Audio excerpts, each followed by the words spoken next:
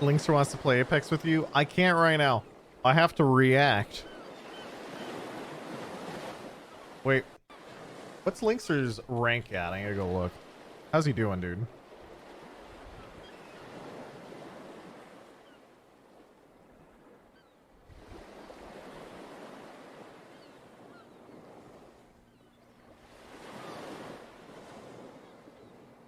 It looks like he just actually went live. Nice.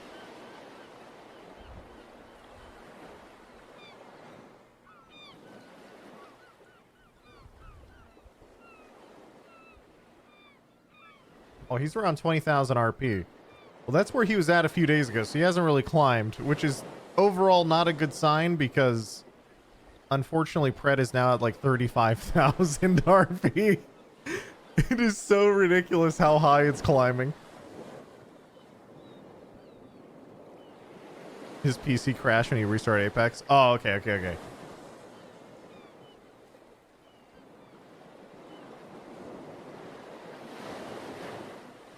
He been dying a lot. That sucks, man. I mean, I don't understand King's Canyon anyway for solo queuing. It's hell. Streamer, please watch the collection event. Okay. What is this? Apex Legends Beasts of Prey collection event.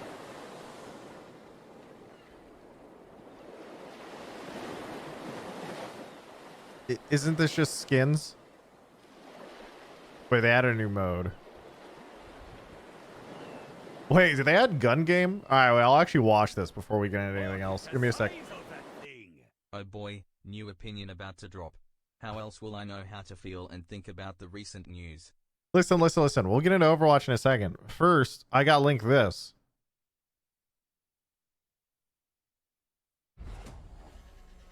I just wanted to watch it.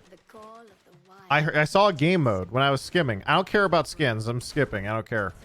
This is it. This is what I care about because this looks like deathmatch.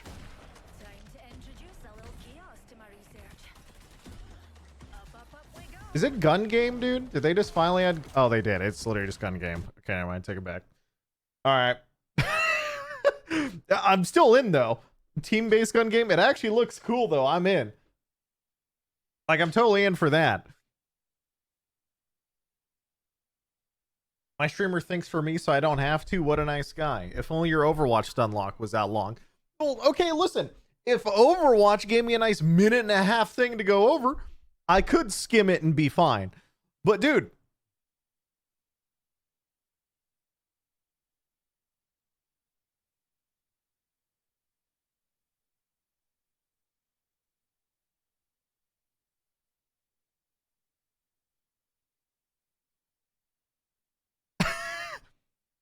Don't forget. There's more. There's articles.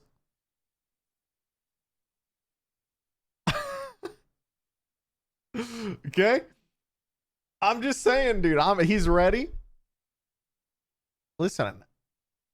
They're the ones. So apparently this morning they released things, which was interesting. They finally gave their Battle Pass blog post, which is interesting because I've been waiting for this for a long time. Okay, I'll be back in 3 hours for some Apex. Roger that. What the devs do this time? Wait, I just realized. What is this? Whatever this thing is. Oh, this is just telling me everything? Okay.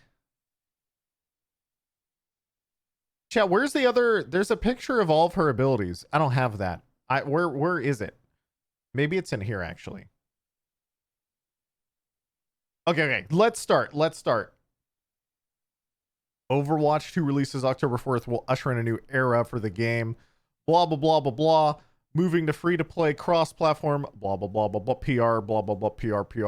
One of our goals is to make sure the game provides plenty of entertainment, fun, and expression, no matter how much you spend. Fuck, even if you choose to spend nothing. Fuck, why is that line so funny to me? I can't. Okay, when Overwatch 2 launches, we'll be delivering more than one drop than delivered since the original game launched in 2016. This includes 3 new heroes which will be available immediately to returning Overwatch players who log in during Season 1 or Season 2. So already this is the first tweak that we've seen. Maybe tweak, maybe just was never said until now. I memed a little bit while back that it was very funny that the new support character was the first one that you would actually be monetized. Apparently, if you played Overwatch 1, you just get her. So that's nice. That's good. At least support players aren't getting specifically owned in this case. Although it's still, you know, we'll keep going.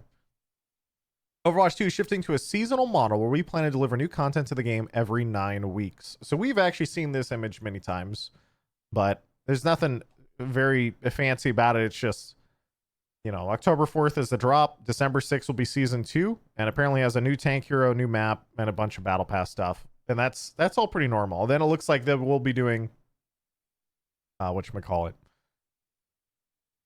every 9 weeks, and what was it, every other season has a hero in it from the other interviews that we've read. Each season will feature a lot to explore, new experiences and ways to play, and will typically bring either a new hero or new map alternating each season. There it is. There it is. Kiriko's kit tweet is here. Wonder if someone has re-uploaded this that isn't on Twitter. Let me see. Is there like a way I can get higher quality? I will look at that afterwards because that's gameplay stuff, and this is cool. But also, this is more important to the fundamental game than one character. Although this is cool. High quality of Twitter compression, good one, streamer. Yeah, give it a minute. They have a YouTube short about the abilities. All right, link me that too. I'll watch that too. New experiences and ways to play. Each season will have a new battle pass, every one with a unique theme and up to 80 plus unlockable tiers of cosmetics. We also plan on using the start of each season to make most of our hero balance changes so everything feels fresh and distinct. So right here, this is implying front-loaded balance changes on a seasonal basis. Apex Legends actually does this, and I want to say it's decent. Basically, for the first like 2 to 3 weeks of a season, they'll dump tons of balance. So then after that, they just go AFK, unless something's like super broken, and they'll just wait until the next season. So that way, even if you don't like something, at least the next season is guaranteed to be different and a little bit fresh. As far as I know, almost all seasonal games do this now, because I could swear that, like, not Destiny. Someone said Destiny in chat, but there's another one I couldn't remember right now. I want to say it was like TFT or something. It was like a card game does this as well. But I think this is pretty normal now for lots of games. And also, this is actually a good sign for Overwatch in general, just because the seasons were never very distinct before. The game's on like season 35, and I don't even... Or wait, is it on 35? Is it 45? I actually don't know. Valorant and PoE also do this. Yeah. Like, I think every game does that. They just leave the seasons be. They're on 36. Okay. So PvE isn't there on launch? Oh no, we have a time traveler. No, we've known that for like 6 months or more now. All right, Kiriko new hero gameplay trailer. All right, we will watch you after. Actually, do I want to watch this now? See, the thing is, I don't want to get distracted. My brain gets easily distracted. If I click on this, I'm gonna want to go to wait, one step at a time. One step at a time. We get through the tab. Yes. Control it, boys. Queen Mimi, thank you for the 1 year. Thank you for all the subs, by the way. If I'm ranting about random things, I'll probably miss you. 5 minutes in. What, dude? Okay. Let's keep going. All right. With a new seasonal model, the loot boxes are going away in Overwatch 2. Our new in-game shop will allow you to purchase exactly what you want with our new virtual currency, Overwatch coins. Why does Overwatch coin sound like a fucking crypto coin? What you see is what you're gonna get. The shop. What? Why'd you call it a coin, man? It's just funny. I know it's not, but it's funny. The shop will offer featured cosmetic items every week for all players, and in Season 1, many of these cosmetics will follow a cyberpunk theme. Future seasons will have different themes for our cosmetics. Yeah, I mean, that's all pretty normal. We already knew all this. Like, loot boxes are going away. I mean, God, it's really funny, though, to hear, like, the PR, right? Because loot boxes in Overwatch 1 are the most generous of any game that has loot boxes. You just get hundreds of them if you play the game and you like don't even open them. And then you just get any skin in the game and like, don't worry, guys. The new in-game shop will allow you to purchase exactly what you want with our new virtual currency Overwatch coins. It's such, I mean, I understand that's probably the only angle a company like this has to go with is like, well, guys, technically, you know, they're trying to act on like the general gaming community's perception of loot boxes, which in most games are kind of garbage. But in Overwatch, they were just tossed at you so often that you just get hundreds of them and you get literally everything in the game, assuming you play at a regular rate. And then, and then it's like, don't worry, guys, this isn't, we're going to get rid of those filthy loot boxes. So now you can just get exactly what you want. It's funny, dude. Anyway, the shop will feature cosmetic items every week for all players. Season 1 Cyberpunk. Yeah. Yeah, the art team is still pretty good. Yep. I swear, Blizzard art team is okay. There's also a trailer for season 1. Oh god, wait, what? What is this? Alright, Kiriko, wait. The season 1 official trailer? Okay, they dropped a lot of trailers last night, apparently. You don't need to watch the trailer. We'll handle it afterwards. Battle Pass trailers are cringy marketing shit. Okay, you're not wrong a lot of the time, but it depends. I need to watch it after. Additionally, the shop will feature a just for you section with personalized offers based on what you prefer to play and equip in game, as well as rotating bundles. This is our chance to feature different items regularly and to celebrate special occasions and moments. In our first few seasons, just for you shop and rotating bundles will feature items from the original Overwatch for players to catch up. Just for you section. Oh, okay. So it's just they're gonna toss me skins for characters I have the highest playtime on and stuff like that. That makes sense. Okay. It's pretty. Do other games do this? Because it seems pretty basic, actually. Like, I'm kind of surprised more games haven't done that if it's not already a thing. Because I don't actually spend enough time in the shop to know this. Targeted skins, Corpa Clap. League does it. It's like targeted ads. Yeah, that's what I mean. Like, if you play a bunch of the same characters, they'll just give you skins for those characters, I assume, and stuff like that. That all makes sense. Battle Pass free for everyone. You can choose upgrade. You can choose to upgrade to the premium pass. Let's dive into how that works. Ooh, it's time. We'll use specific examples from our season 1 pass to explain how battle passes work. Our goal is to make the game feel fair, enjoyable, and rewarding. Don't use this word. Not after EA.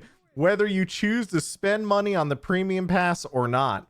Our team has worked hard to carefully craft not only the cosmetics you expect, but brand new cosmetics for the Overwatch universe like name cards, charms, and souvenirs. And some of these rewards will be available to everyone through the free track of the pass. If the season features a new character, they will be earnable through the free pass track. At level 55. Oh.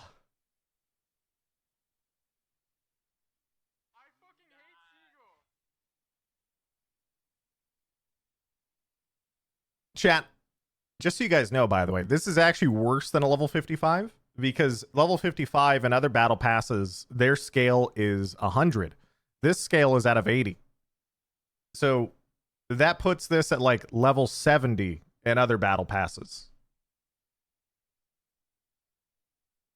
And for perspective, it's going to I mean, you're really going to have to wait and see the progression speed of this, but let me load up Apex. What level am I in Apex right now?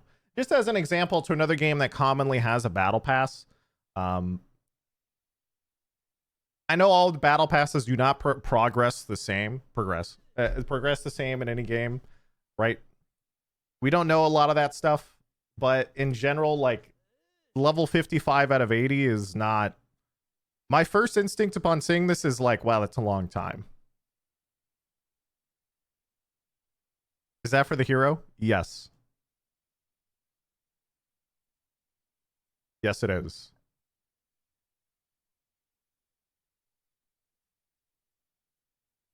You can always speed it up, Corpa. Well, no, what I mean, the interesting thing here is, so what? There's a lot of like small details you can see here, right? It says kiriko, and you get a weapon charm at tier 55. Experience required 10,000 XP on the right. Um,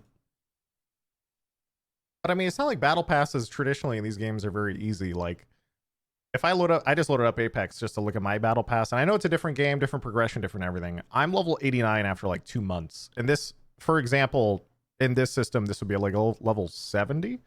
I think this season actually ends relatively. It might be the split that ends relatively soon, but I don't know why. I mean, I know why.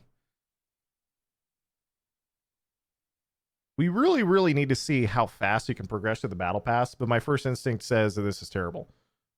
Because in 99% of games, battle passes are designed to be progressed over the course of an entire season, so over the course of 9 weeks. And so placing a character at level 55 on a level 80 battle pass, which is 55 at 80 in comparison to, you know, out of a normal game's battle pass, which would be level 100, right? Out of a scale of 100, that's equal to like 70-ish. It's, man, if you came to me and said like, yeah, in Apex you can get the new character if you grind like level 70 in that battle pass, I'd be like, all right, I'll see you in a month and a half. In a game like this, we don't know or have a frame of reference for progression. It is still possible that level 55 won't be that difficult to get, and I'm going to stand by my previous stance on this, which is if a character is easily obtainable in 1 to 2 hours a day by the time it's allowed in ranked, I'm okay with that compromise, even though I still don't think heroes should be monetized. And so for me, that's generally the time it takes in other games. So for example, in Apex and Valorant and stuff like that, I want to say it would take me about a week to a week and a half to unlock a character in either of those games on a new account. So if Overwatch placing their new character level 55 on a free battle pass that's based out of 80 takes longer. I mean, even just saying that sounds kind of intense, right? The idea that like, oh, I'm going to get through 55 out of 80 levels in your battle pass in 7 to 10 days. Do you think that's really going to be a thing? I don't know. I hope it is, but it's not looking good. If you play 1 to 2 hours a day, you might not even get the character before the end of the season. You don't know that. And also, that's not how these battle passes work. If you play that amount of time in any game's battle pass, traditionally how it works is you're going to finish it. When it comes to something like this, though, I'm talking specifically for the character, specifically for the time a character is allowed into ranks. I think this is such like like, this is my personal thoughts on it, right? I don't like heroes being monetized in Overwatch, and I don't like the fact that it's this deep into the battle pass, unless the only compromise I can see in my mind is a free-to-play player should be able to unlock it in a reasonable amount of time, playing for an hour or two a night before it's in ranked, because otherwise it's gonna feel really gross. And I separate ranked from quick play in this because I'm selfish. I only care about ranked. That's all I play. But at its core, this stuff shouldn't be monetized, but also I understand where the game industry is these days, right? Like, characters have been monetized in every other game for ages, and I feel like if I can unlock a character in 7 to 10 days, and by 7 to 10 days, by the way, I don't mean hard grinding. What I mean is I log on an hour or two a night to finish my dailies and weeklies, and I get to unlock that character by the time it's allowed and ranked at an easy pace. And of course, playing an hour or two a night isn't easy for everyone. It all depends on how much time you have. But even when I wasn't having that much free time, I feel like that's doable. They explain their justification for monetizing heroes later. Ooh, okay, let's keep going. Anyway, all I'm saying is level 55 that's far. To unlock this in that time frame, I'm gonna say, if I knew nothing about a video game and you came in, and assuming this was scaled out to 100, right now it goes to 80, let's just scale it out to 100, and you said, yeah, if you want to get this new character, you have to grind to level 70 on the battle pass. I'm gonna be like, holy shit, I'm never getting that, or it's gonna take me ages. And so putting it 55 out of 80 is around the same in terms of percentage of the total battle pass. It's not looking good. I really need to see how, I mean, the only way this is okay to me is again, that one stance I still have in the back of my head, right? Just if progression is quick, and it could easily be fast, you don't actually know until we get to play the game or they release more numbers and stats and stuff like that. This could be easily doable. And I think it's important for the games in like a general sense that by the time ranked comes around, that character is in ranked. If I, as a free-to-play player, should be able to get that in a reasonable time period. That's it. All right, let's keep going. In Season 1, everyone who logs into play will receive Junker Queen Sojourn automatically, whether they're new players or not. Players who own the original Overwatch will receive Kiriko through their Founders Pack, which needs to be redeemed by logging in before the end of Season 2. So yeah, I guess you don't have to worry about this Season 1. But, I mean, I'll probably make a new account just to test it. I'm down. I think it's actually... and I know that some people were talking already about they see experience on the right side. It says here 10,000 XP to required 55, stuff like that. But I would probably, just to have a better feeling for how progression works on a new account, chances are I will end up making a new account just to see what it's like. Because I feel like, I don't know, it's kind of, we'll see. I doubt the progression will be quick. Yeah, like I said, like traditionally battle passes are time gated to take the course of a normal season for your average player. Putting at 55 out of 80 is really deep, which implies that it probably wouldn't be possible to get very quickly. But also, I feel like it really, that if it took that long, it would put them far beyond their competitors in the space. So I don't think it's likely. And I say that likely as in, if I'm Overwatch, I'm competing directly against Valorant and Apex. You could also say Fortnite, I guess. But let's say, just in my games of what I'm interested in, my friends mostly play Valorant and Apex. And in those games, getting a new character takes like 7 to 10 days if you're regularly playing. If it takes significantly longer than that in Overwatch, a game where heroes and characters matter far more than in games like Apex or Valorant, a character in Overwatch is almost like a gun in Valorant. Like, it's actually that fundamental to how the game works. I don't think that's okay. I think that's just gross. So I really hope they're at least going to match what other companies are doing in terms of like the progression, how long it takes. But obviously putting a level 55 out of 80, that's not a great sign, but we'll hope for the best. We'll wait. Okay, let's keep going. Season 1's Battle Pass will feature the following unlockable free rewards in 20 tiers spread throughout 80 plus. Do a support hero, 2 epic skins, charms, souvenirs, hide, intro, 14 items, prestige tier titles, 8 earnable titles available only after completing the entire pass. Interesting.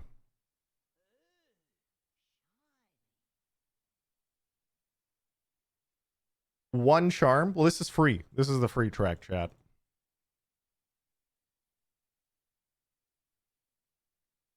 Out of all these, the only thing I actually find interesting here is prestige tier titles. That I find interesting because 8 earnable titles available only after completing the entire pass. All right, let's keep going. Titles, no way, Pog.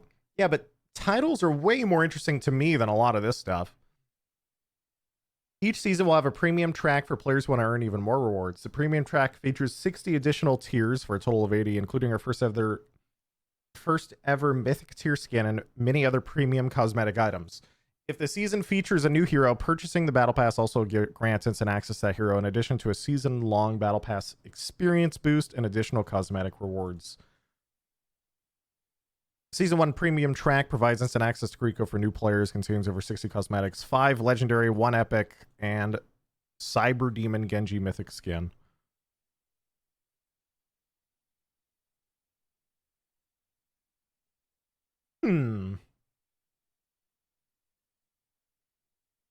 I will say I am very surprised that they're putting their mythic skin, which is this game's equivalent of an heirloom, in the Battle Pass. That is going to be very weird. And I say it's very weird because, like, normally, chat, the fanciest things in video games, they price those out for the whales. They put them out there as in, like, dude, an heirloom, I think, costs like $100 in Apex or something. I think In Valorant, some of the high-end skins, assuming you want like all the variation stuff, they also take ages. Or not ages, sorry, they take a ton of money. But this stuff, putting a mythic skin in the battle pass, we're gonna have to wait and see. It's gonna be very interesting because it's like normally people don't stack the battle pass that hard. The battle pass is sort of just like an excuse to grind. They put like if I could load up Apex's battle pass right now, there's like 2 skins I want in the entire thing, and that is the level 100 skin, and then there's usually 1 or 2 skins in the middle that I think are interesting, and that's it. Already the first battle pass for Overwatch makes that shit look terrible. Like Overwatch's battle pass, by just putting even just alone the Genji skin in it, makes them actually a lot better than normal in comparison to other games battle passes, but it's all subjective cosmetic stuff. I will say that this is probably the strongest part of Blizzard as a company is legitimately just the art team. I think they're going to be just fine when it comes to getting people to fucking swipe for shit like this. We'll see.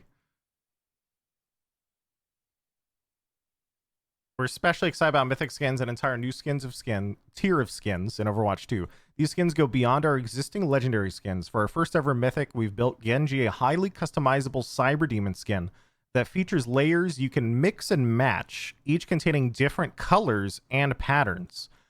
We will include a new mythic skin in every season's battle pass. Interesting. So you can already see 2 variations, by the way, right here. This is like a pink Genji with pink shurikens, right? And a different head.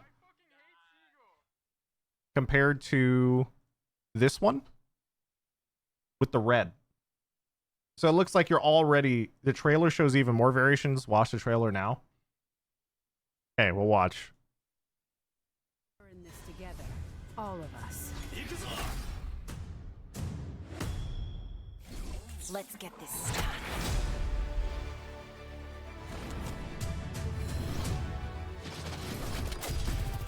Let's go smash some heads. Show me your variations, Genji.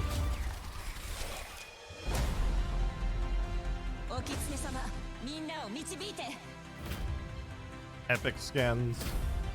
New cosmetics. Souvenir. Fucking pineapple pizza. It's all connected. All connected.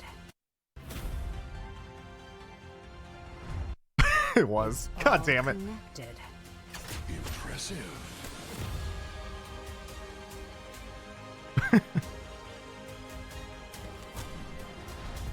Legendary skins.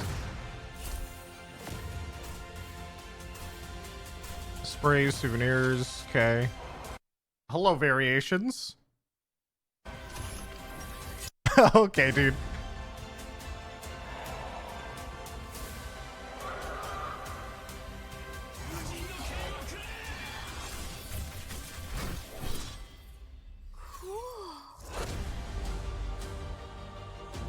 Huh. The world could always use more heroes. Well, I like that Echo skin.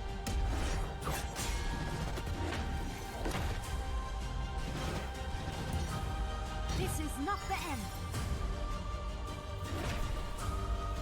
This is really just a skin showcase trailer, which is fine. Stop. Stop. You can't say... Stop using the word rewarding. Didn't we go through this with EA, chat? Come on. You guys aren't allowed to use this word right now, bro. Like, this is not allowed. We're... The sense of accomplishment. I need to be rewarded. The pride and accomplishment stuff.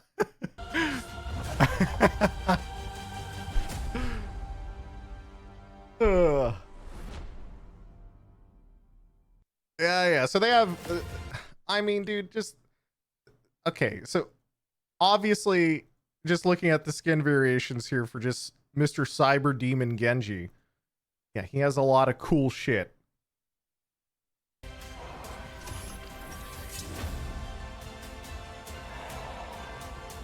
Okay. I like that idea of just min-maxing variations and stuff and color variations, and that's all cool. What I'm saying is I'm surprised, and it's kind of more sad actually that I'm surprised. Usually skins that are that in depth in other games are priced at the whale price point, not at the end of a battle pass. And so I'm actually happy that they're doing that. I mean, they don't show that it's at the end of the battle pass, but dude, if they say it's at the end of the battle pass, dude, just by saying it's in the battle pass, if it's not like the level 80 unlock, they fucked up. So, all right, let's keep going. What if you need additional currency to give variants like in Valorant? Dude, it wouldn't surprise me. I mean, that's the most cynical take is, don't worry, Seagull, don't worry. I'm sure the base customizations will be in the battle pass, but then you can get additional variations after grinding for it in the shop. Corp based chat. Different color schemes. Yeah. I want my hot pink cyber demon Genji, dude. Very rewarding. Yeah, I know. Let's keep going. Okay, so we're over here. We went over this. Showed off Cyber Demon Genji.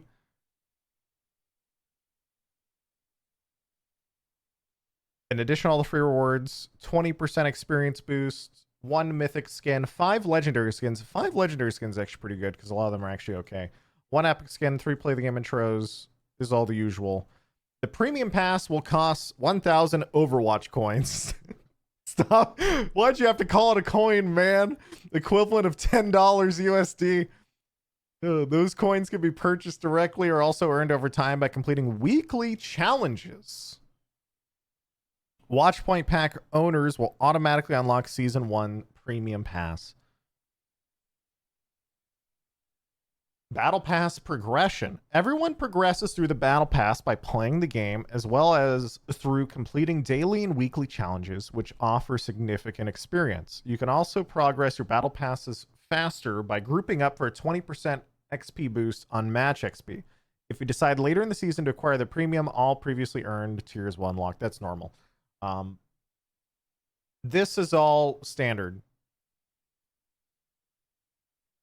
Like, the majority of Battle Pass progression usually comes from dailies and weeklies, and a small portion from playing the game regularly, because that way the Battle Pass is time gated enough so it takes you the entire season. You can't just grind through it in like 3 days.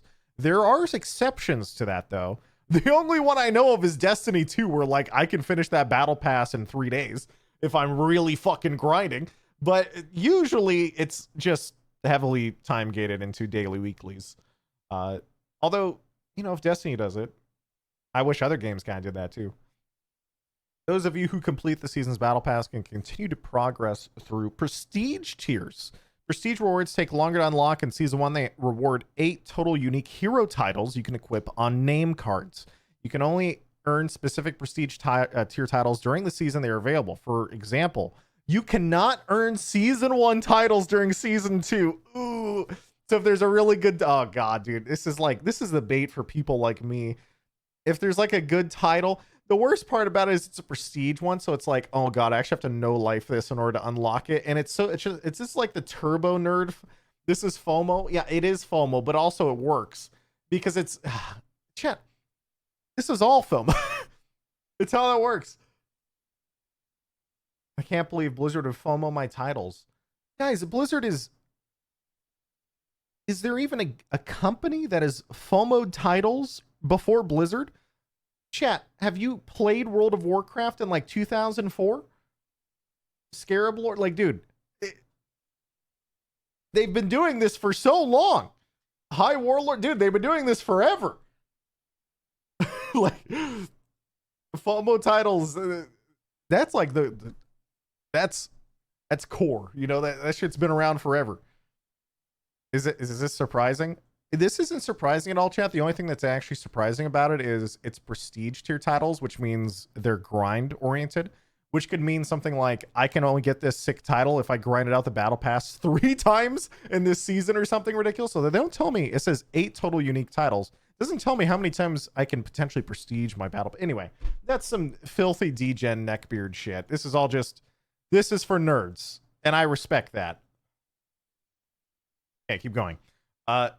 Although, obviously, I mean, I respect it, and I also don't really get mad over FOMO titles, because to me, it's just a nerd title, like, whatever. You mean whales? Easy FOMO bait? Yeah, I know. And I understand there's a lot of people who actually hate the rise of FOMO level mechanics in video games, being like, I should be able to get anything at any time coming later into later into the game. Like, how they're going to look at stuff like this in the battle pass is Cyber Demon Genji. I almost keep saying Cyborg Demon Genji. How do I get this in 3 seasons? It's like, well, you probably don't, right? Because it's tied to the battle pass. So that's the FOMO. If you ever want to have the fanciest skin in the game for Genji, you're going to want to play and grind your battle pass to max, right? People are already sad about missing Pink Mercy. Yeah, but it's kind of the industry though, right? That's kind of how it all works.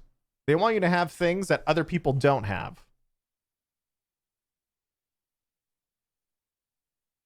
The illusion is it goes away forever until it comes back on sale.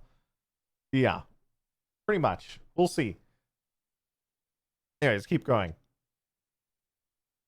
Oh god, I got lost. It goes over here. Prestige titles. This is it. New heroes. Ooh. With the launch of Overwatch 2, our roster will expand to 35 heroes as Sojourn, Junker Queen, Kiriko join the fight. As we build new heroes and balance the existing cast for a 5v5 PvP experience, we have shifted our hero design approach to allow you to have an impact on your matches with a range of different heroes and strategies. This means reducing the presence of specific hard counters to heroes. For example, in the original Overwatch, especially at higher skill levels, the strongest way to shut down a great enemy tracer diving into your support line was to swap over to Cassidy. I have a lot to say about that. Let's just keep going. If that Cassidy player was effective enough, the tracer could even feel a need to switch themselves to avoid that hard counter. While Overwatch 2 heroes will each have their own clear strengths and weaknesses, and some heroes will be more effective than others, we believe our game plays better and is more fun with fewer hard counters and a broader range of effective hero picks. A further benefit is having your personal favorite heroes be viable more often. That philosophy will be guiding us moving forward. Chat, I complained about this literally over 4 years ago. That there were too many hard counters in Overwatch. But I mean, that's cool that they say it, but I don't believe them. Moving on. This focus also means that when a new hero is introduced, beginning with Kiriko, we will delay introducing them into competitive modes for a few weeks. No stun lock poggers. I'm scrolling back up. Back up the bus. Listen, chat. Counters in Overwatch are so fundamental to how the game plays. I don't believe it. I actually legitimately do not believe them. I don't, dude. I am the biggest doubter to any of this. This, man, I just don't believe it. I don't believe any of it. I'm in denial. Some of it is so fundamental. What is a Junkrat going to do against Pharah? Well, that's true. I know, God. And the best part is, chat, I already know the fucking response. And the response is going to be, well, the Overwatch 1 characters are free, chat. You can already counter with those characters. We're talking about the specific new characters only. Right? And it's like, dude. I see the little rat arguments that come out of this, dude. I see them. Not false. I know it's not wrong. And so can't wait until they give Junkrat a machine gun. Okay. Listen, all I'm saying is hard counters in Overwatch. I love the fact, and I'm very happy that they're coming out and directly saying as like a guiding philosophy for the team, we want to try and avoid hard counters as much as possible. Because chat, if you go back to videos that I made in 2018 or streams where I talked about the state of Overwatch, I complained a lot about hard counters in Overwatch. Specifically in that era would have been the hardest counter of all time. Brigitte shows up and you're a tracer player or a dive player. You just lose, right? That was probably the hardest counter that ever existed in Overwatch, was launch Brigitte to dive. And so that conversation was a very regular topic on this stream in that era of Overwatch. Very regular. The idea that games should be based around soft counters and advantages, not I pick this and I win. And so obviously it's cool that they're coming out and saying this. But it's absolutely true that I don't really know a world where I can see fewer hard counters, and I understand where they're going, but there always will exist it because Overwatch is a game that doesn't have shared combat. There's no like in Apex, I pick a new character, or Valorant, we all use the same guns. Overwatch doesn't have that, and so naturally, no matter what, Overwatch's counters are always going to be a little bit more severe, right? So I like this, and I want to believe, but I don't. Also, can I just dive into this? Chat, we're talking about all this stuff about... Here, put myself up here. We're sitting here talking about hard counters this and hard counters that. And it's like... well, there's something genuinely... I'm going to watch this. So just as we go into this is a new character. This is a new hero gameplay trailer that came out last night for Kiriko. For generations, my family has served and protected our city by following traditional paths. Me? I made my own. Some of the old, some of the new.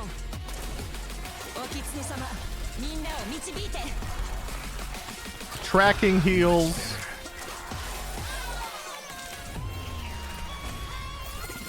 I run with blades all the time. These daggers 2-tap on headshots, by the way.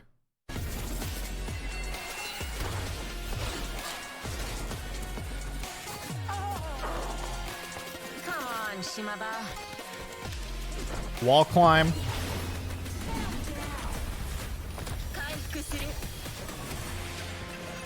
In AoE teleports through walls.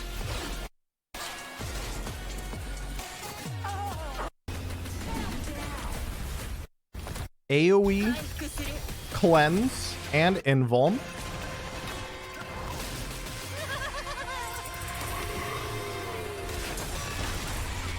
Thank me later.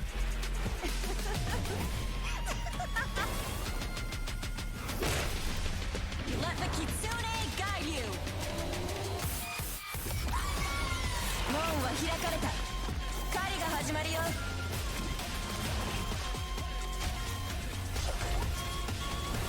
Can't change the world by following all the rules. Mr. Bird, I would like to know your thoughts on Blizzard's idea that This all is cool. Japanese people can climb walls, because it certainly isn't a stereotype I've ever heard. I don't think they're following a stereotype. I think it's lore with Genji and Hanzo. But anyway, let's keep going.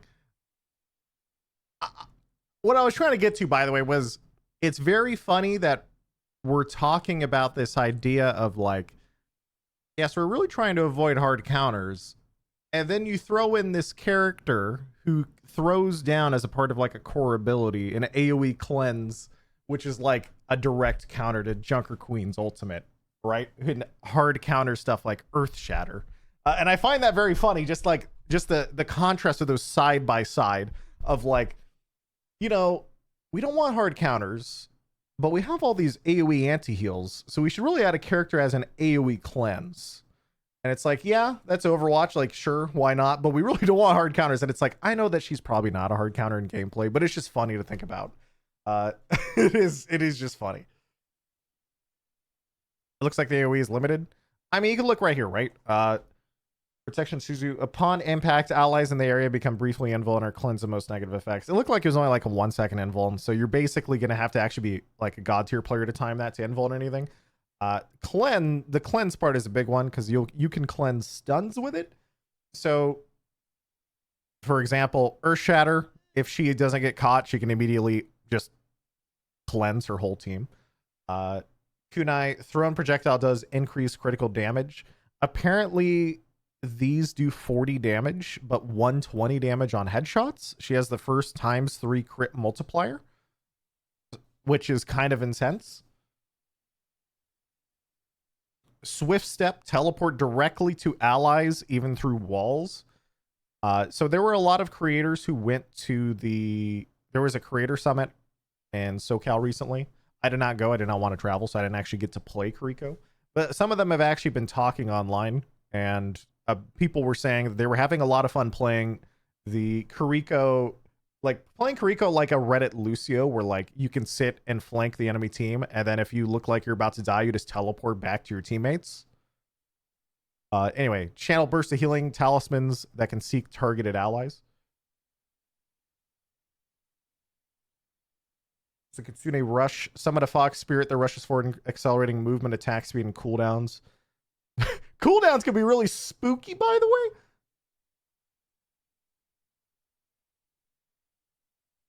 I don't know what to think about this because I haven't seen it.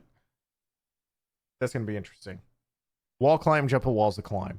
So yeah, all this stuff is cool. I mean, I don't know what to say, like to think about it.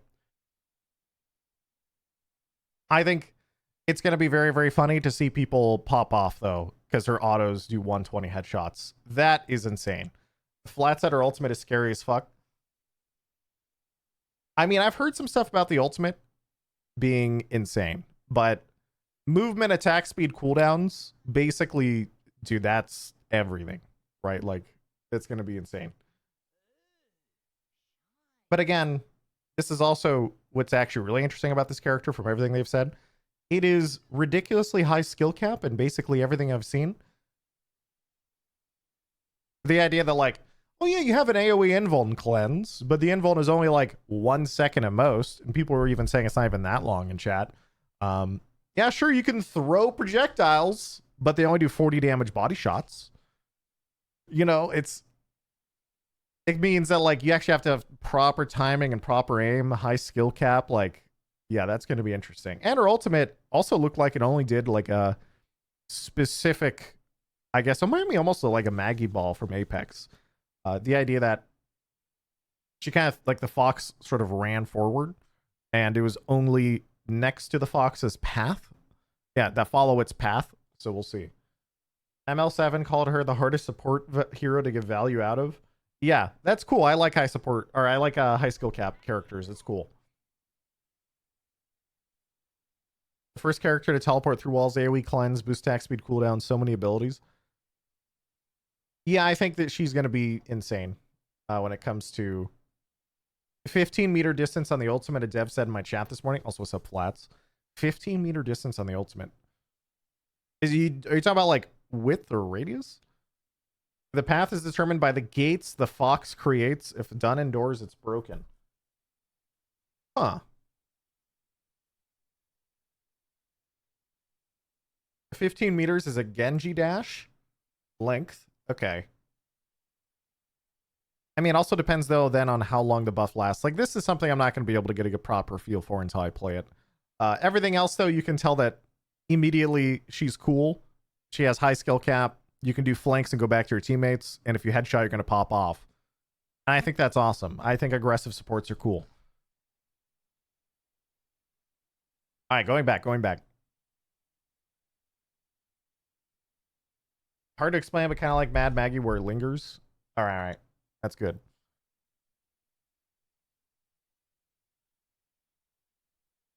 So anyway, back to what we were discussing earlier, though, was this idea that apparently, and this part of the blog post is interesting, we believe our game plays better and is more fun with fewer hard counters and a broader range of effective hero picks. We also want your personal favorite heroes to be viable more often. This philosophy will be guiding us moving forward. This is all, like, again, I think this is all awesome, and I really, really hope that it all pans out, but that is so hard to do in the Overwatch universe and Overwatch gameplay where we don't share guns, we don't share a lot of normal gameplay together, that I hope it's true in the long run, but I'm pessimistic because I feel like Overwatch at its core is kind of based so significantly around hard counters. To even try to like turn that boat around even just a little bit, they have done pretty well in Overwatch 2, I think, by doing that, like changing the game to fives, for example, giving you more personal like skill expression and stuff like that. So it's possible. It's more of like a long-term goal, I think, than anything I'm going to see in the short term, is my personal thoughts on that. I like the thought of a support 2-tapping 200 HP. I mean, two tapping sounds ridiculous, but also it just kind of depends on how hard the attacks are to hit, projectile speed, hitbox size. Like, there's so many parts of this. You just have to wait to see. You just have to wait and see. I think it's odd since Junker Queen is inherently countered by her. Oh, yes. We just talked about that. I was like, man, it's really funny that they're talking about this when quite legitimately she is the direct counter to Junker Queen's ultimate. And the idea of like, guys, we really want less hard counters, but we need an AoE cleanse. It is funny, dude. I get it, but they actually probably do need an AoE cleanse, but it is legitimately funny. Okay, because of this shift in design approach to heroes, we believe that launching new Overwatch 2 heroes through the Battle Pass system is fair to our players, respects the competitive nature of the game, and aligns with our goal of supporting Overwatch 2 as a live service going forward. Also means that when a new hero is introduced, kiriko, we will delay introducing them into comp modes for a few weeks. This allows us to tune their balance quickly. Okay.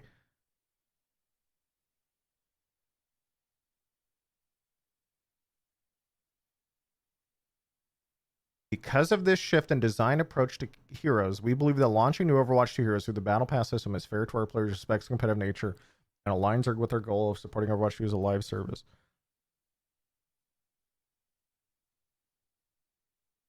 See, man, I don't believe you. I've already talked about at length now about how, like, man, this hard counter stuff, like, maybe in the future this is a cool thing and that's awesome, and like, y'all, it's a good design decision for the game. Using a gameplay twist to then argue monetization of being like, oh yeah, guys, we aren't gonna have that many hard counters, so it's okay that we monetize characters. That's bullshit, and you know it's bullshit. The reality is that you just want FOMO characters to walk in. The average player is going to walk in for 2 or 3 weeks, see that the other team has the other characters that they don't have for another 2 or 3 weeks, or however long it is to unlock by playing and grinding the game normally. This is just an excuse. It really is. I would much rather that they just came out directly or something and said that. Oh, one sec. Came out directly and said something along the lines of, guys, we're delaying introducing the new characters into ranked for a few weeks, and in those few weeks, or if they said few weeks, but I'm pretty sure it's 2 weeks historically, you can unlock the new character in that 2-week period by playing the game without spending money. I would feel way more reassured if they came out and just said that. Instead, using gameplay as an excuse of monetization just feels gross. And I understand what they're saying, but no.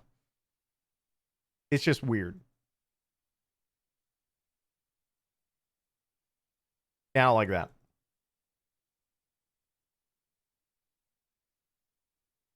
They probably didn't say it for a reason.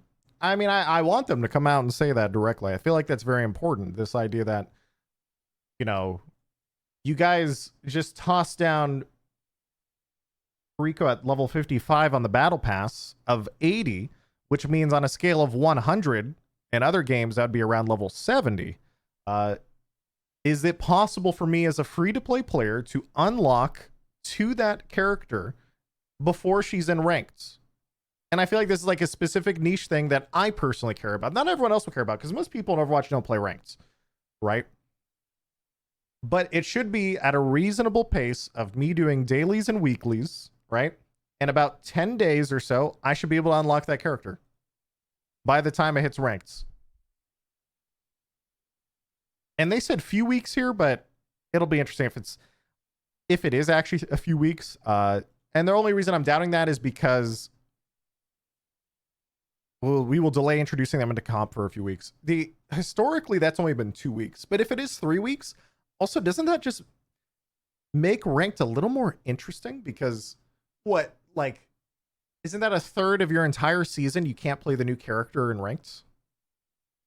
If it was, let's say, 3 weeks. They say 2 weeks later in the article. Okay.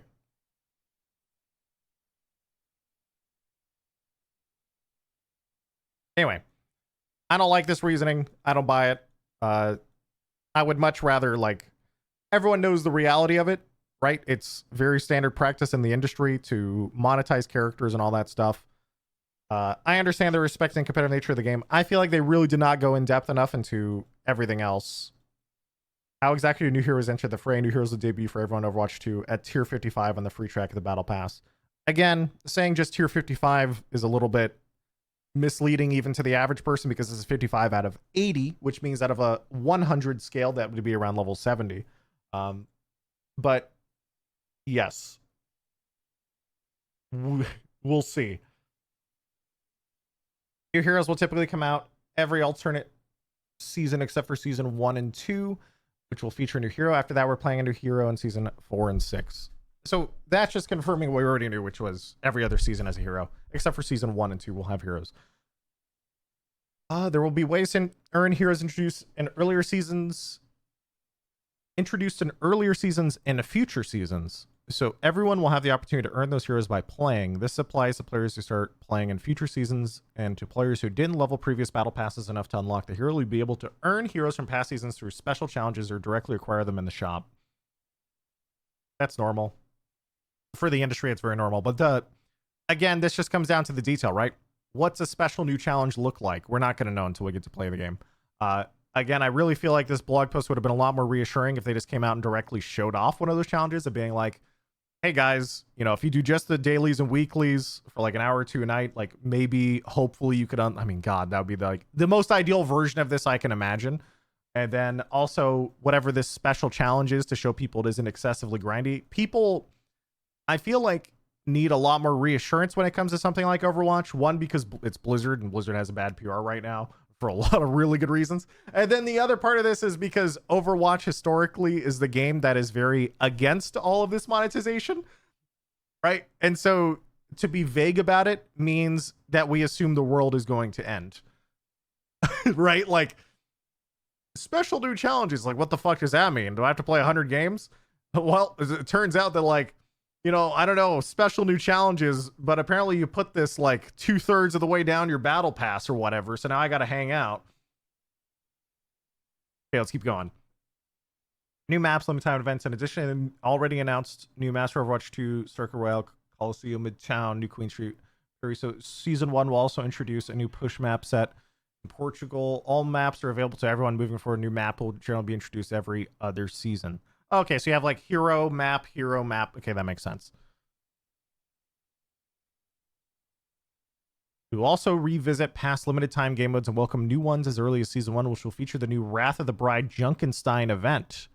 We'll have more to share about Season 1 event soon. I am totally down for more PV. I'm down for this. Junkenstein's Revenge, Wrath of the Bride. I always really like Junkenstein. Honestly, all the Overwatch events historically, Chad, have been pretty good. It's just that they just lasted too long. Right? Like, I shouldn't see them for 4 years. I shouldn't have 5 years of Lucio Ball. They're okay. They're just not 5 years okay. Is that because it's tower defense? Okay, listen, just because I like tower defense games, okay? Isn't there supposed to be a PvE campaign coming out? Yes, but the PvE campaign was... You're like time traveling right now. Let me get you caught up to like 6 months ago. Basically, they were building out this PvE game and it was taking too long. And so they realized that they needed to get PvP out because otherwise the game was just dying. So it looks like they shifted PvE to next year because PvE was taking too long, but PvP was ready to go sooner. So PvP is sooner, PvE is later. That's where you're at. All right, let's keep going. Have more to share about Season 1's event soon. As we progress through the seasons together, there are some big moments we look forward to sharing along the way. Overwatch is a big universe with so many possibilities. We already have new core game modes and a new set of maps in development. We plan to launch one of these new modes later in 23. We're also looking forward to sharing PvE with you in 2023. It's been a continued major focus for our team. We can't wait to share what's coming next. Thank goodness. I'm actually so interested in this. We hope that we've answered a lot of your questions. We can't wait for you to experience Overwatch 2 on October 4th. The team has poured our hearts into this experience. We're excited to share blah, blah, blah. Pure. Okay. What's it? How many things are in this FAQ, by the way? There's so many. Okay. I'm actually gonna. Chat, this is where the juice starts, I think. This is where the good shit starts. Maybe. Overwatch 2 Season 1 has a cyberpunk theme, includes Mythic Genji. How do I progress? Play the game with XP at the end of every game. Battle passing progress more rapidly through in-game challenges, daily, weekly. So daily, weekly, and playing the game, grouping gives you 20% more. What are the in-game challenges and player rewards? It is our intention to make weeklies a fun part of Overwatch 2, not to make anyone feel burdened by completing them.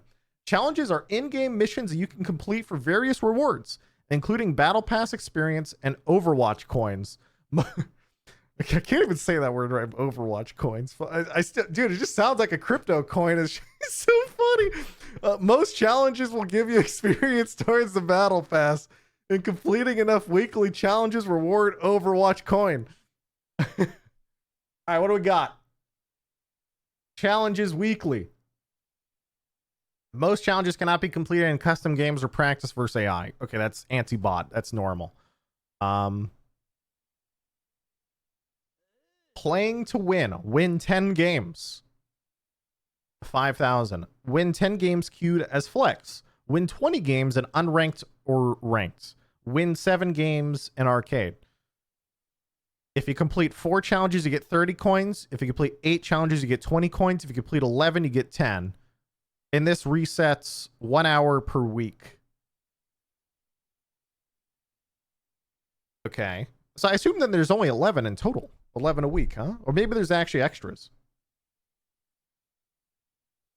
And it takes 10,000 experience to get to tier 2.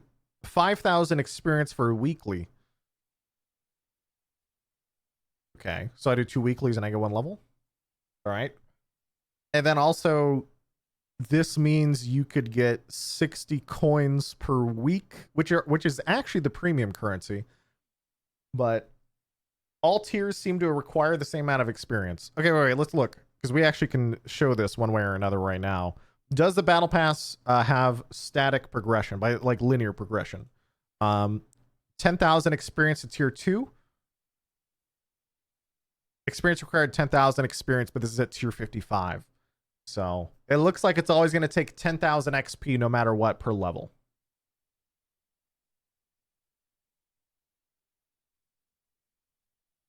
And it just looks straight up.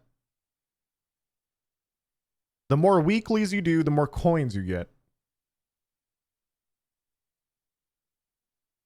And this is actually their premium currency, which I don't think many games actively give out by doing weeklies. I'm trying to think. I don't think Apex does this.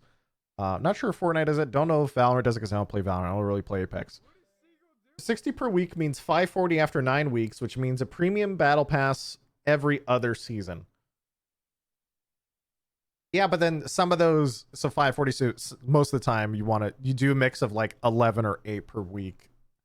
I mean, you could crunch the numbers and figure it out. Basically what it means is if you know life the game, you can buy a battle pass every other season, which lines up with a new character release every other season. But most people will never do that, and they'll just buy rando skins or something.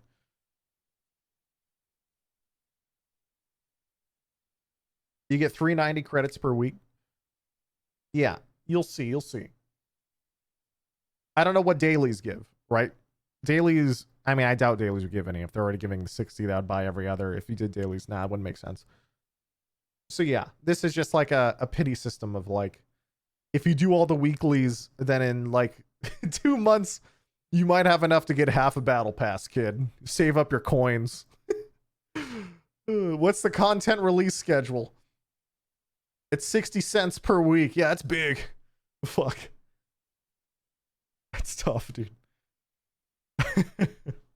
It's just an easy way of like tossing something at you. I guess it doesn't necessarily matter, but it is funny to look at it, how it works. New heroes will typically come out every other season except for season 1 and 2 will feature a new hero. After that will be a new hero in season 4, 6, and so on, with maps in between. All right. Seasons drop every 9 weeks. So it'll be a new season with a themed battle pass, new cosmetics, seasonal events. Also, the seasonal events is what they were discussing up top earlier with the Halloween event.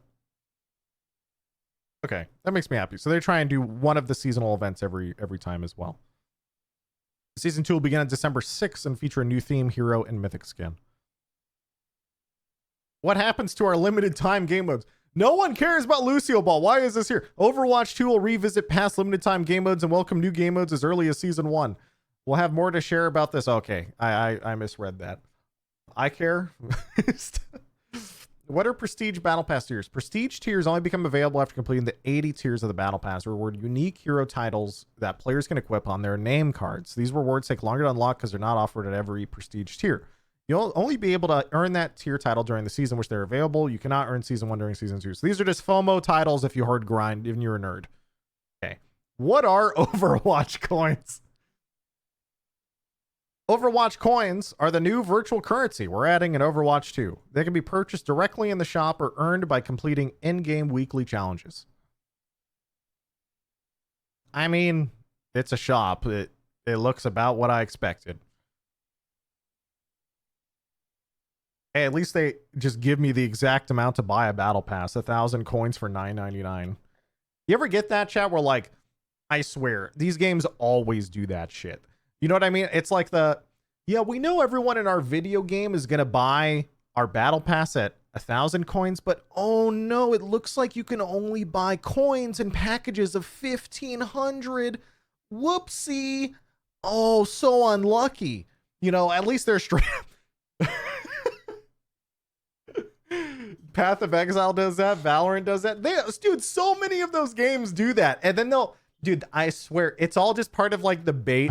Because then there'll just be this tiny number in the top right. And it'll be like, you know, you spend all of it and you buy the battle pass. They'll say like 50. You have like 10. And it doesn't say 0. And then you're like, oh, it's like this little hidden thing. It's like, oh no, I guess I should go check the shop and see if I can buy anything with my 100 leftover coins. That approximately is like 99 cents. I will never buy anything. But now I looked at your shop, so now I'm more likely to buy something. And it's like, you know, this stupid, ridiculous pattern of why they do it.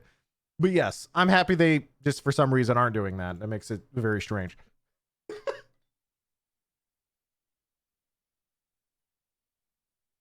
It's the nudge. A Corpa, please stop talking.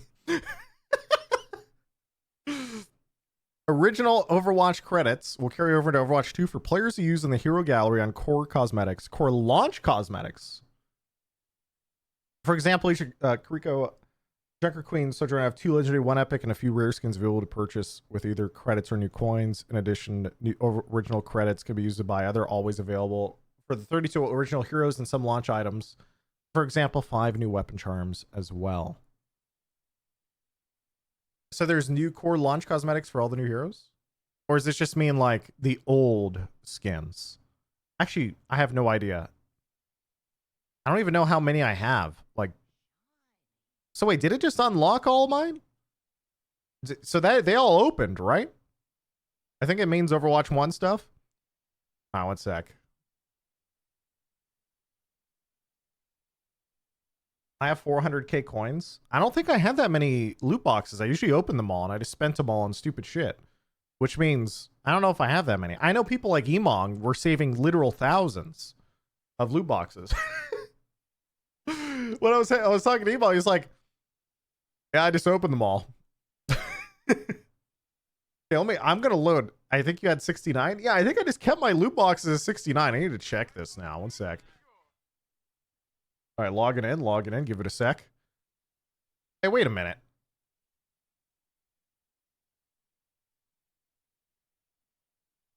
Hey, give it a sec. It's not. For some reason, Overwatch does not feel like getting noticed. But I only had 100 loot boxes, and they haven't opened yet. So that's that.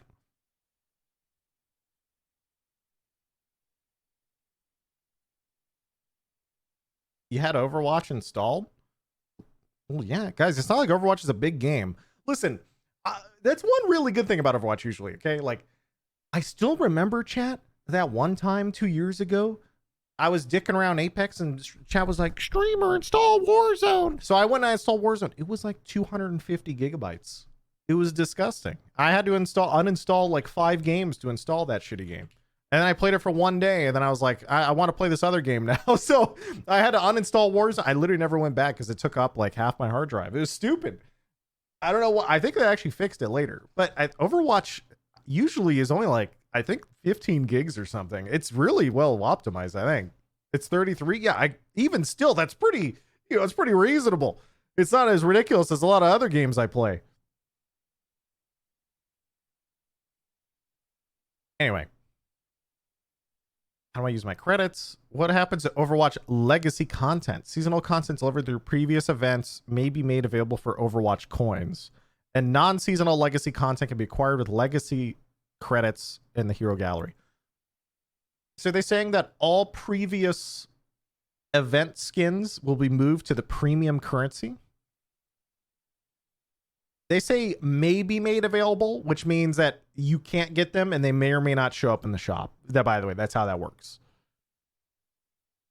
So in other words, if I have a bunch of credits left over, I should spend them exclusively on any holiday or event skins that I want from random events, because otherwise I'll have to actually spend premium currency when in Overwatch 2 for those, which makes sense. I'm not at all surprised, although it is very funny to, yeah, whatever. Just keep going, dude. They're old skins. I don't care about old skins because I probably already have them all by playing the game. Where can I use my Overwatch League tokens? There'll be an Overwatch League tab in the shop. Okay. How do I get new heroes in Overwatch 2? Free for everyone to unlock. Available tier 55. Unlock immediately on the premium track. Heroes from past seasons can be earned through special challenges, or you can directly acquire with coins. Yep. Nothing new there. Are any free heroes? Are there any free heroes for current Overwatch players? Junker Queen Sojourner free. Kiriko is included for all original Overwatch owners. All right, so support players are safe apparently. New heroes, starting with Kiriko, will not show up in competitive modes immediately. We plan to debut Kiriko into competitive play after 2 weeks of Season 1. All right, this is my personal timeline. The purpose here is twofold. Our team will take this time to monitor and tune the new hero's performance while players learn how new characters play, and it gives players some time to unlock the new hero before it becomes available in competitive. Ooh, they actually said it. Okay. They did not say anything like that earlier. All right. This is my personal line. Everyone will have their own subjective personal line of where monetizing characters is okay, because the moment, and the games industry is so like muddy now with this, right? Where we monetize stuff that affects gameplay in very small amounts, but it's okay because it's so small that no one cares. My personal line for this is I wish we weren't monetizing characters in this way. I wish it wasn't in the battle pass, but I know that every other game does it now, and I'm a boomer, so I understand that it happens. As long as in this 2 weeks, if me as a casual player, which would be like let me be specific, because as a streamer, it's easy to get caught up in the degeneracy, neckbeardness turbo nerds that we all are when we sit there and grind out games. Right? I really, really hope that in those 2 weeks, if I play 1 to 2 hours a night and do my dailies and weeklies, I can get that character before it's in ranked. That is all. That is my personal line.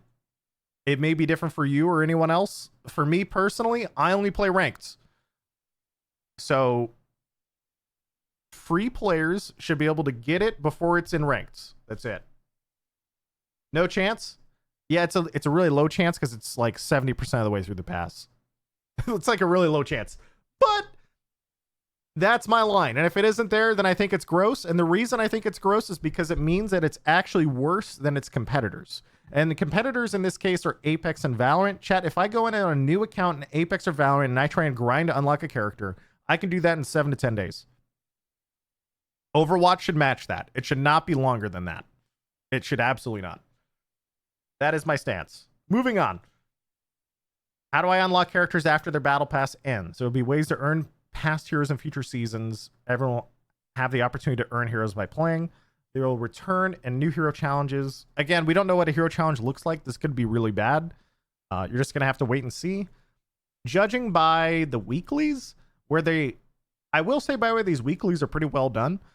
Some games get a little bit too specific. They're like, oh yeah, you need to go do, 10 games crouching headshots as this character.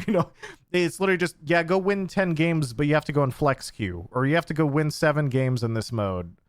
I haven't seen any hero specific ones yet. which is interesting. I don't know if they're going to show off any of those. We might have to just wait and see, but I think it's interesting that, you know, we're seeing, what, 5 of them right now? There's tabs at the top. Daily, weekly, seasonal, competitive, lifetime hero. Guys, this doesn't mean anything. These are like achievements. This doesn't mean... I'm talking about weeklies and dailies that progress battle pass. I don't care about lifetime achievements for characters. Those are achievements. I don't care about achievements. We're talking about dailies and weekly, like quests, like challenges, dailies, whatever you want to call them. Stuff that impacts progression. I think it's interesting that the 4 that we're seeing here don't include heroes at all. They're very, very generalized. That is all. Who is Jody? Jody on the top, right? Jody is someone on the community team who is very nice. Let's see. Keep going. How do I unlock heroes in the future after their battle pass ends? Could be ways, blah, blah, blah. We just covered this. If I do not have a new hero, there are ways I can try them out. There are many places you can play new heroes that wait. There are many places where you can play using new heroes that they have not yet unlocked. For example, all heroes are playable automatically in the practice range, custom games, no limits, mystery heroes, mystery DM, and other game modes, as well as some special event game modes. I like that. That's cool. That's awesome. So if I don't have characters unlocked and I'm on a new account, I can still play it and stuff like mystery heroes. Or I can still copy, I guess. I can still copy them as Echo. Oh, God, dude. When a season features a new map, also be part of the Battle Pass. No, maps are available for all players upon release. Okay. Will you only make balance changes at the beginning of a season? No, if we find changes are needed urgently, they can be made outside of that time frame. Okay. By the way, this here at the end is just the repeat of the thing that we were answering earlier, which was they said that they were going to front load balance in a seasonal aspect, which is what every game kind of does, right? They like drop in a new character, it's a shit show, everything's fucked, and then like 3 weeks later they patch it 3 or 4 times, and then they're like, oh, it's pretty good, like it's okay, and then they just move on to the next season and wait. That's pretty much how it works. Which Overwatch is going the same way, so that makes sense. You should read the comments below. Read the comments? Oh no, it's taking me to the BNet forums. I don't want to be here. People just write walls of text. I don't want to read them. Abort.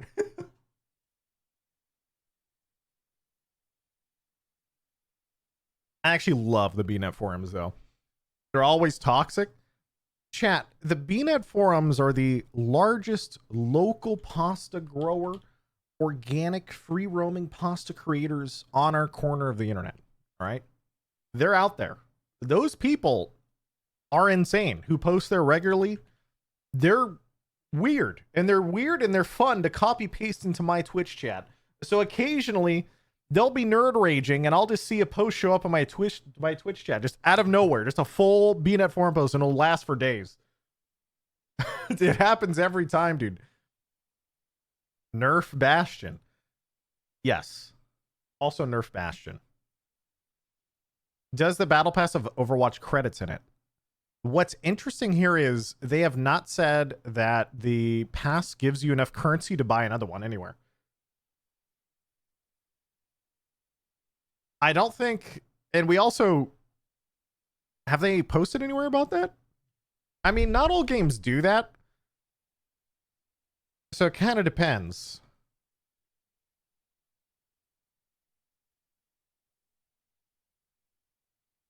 You do not get credits in the Battle Pass.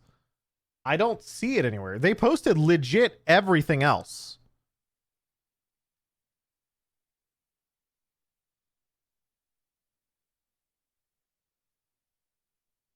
Right here. This line.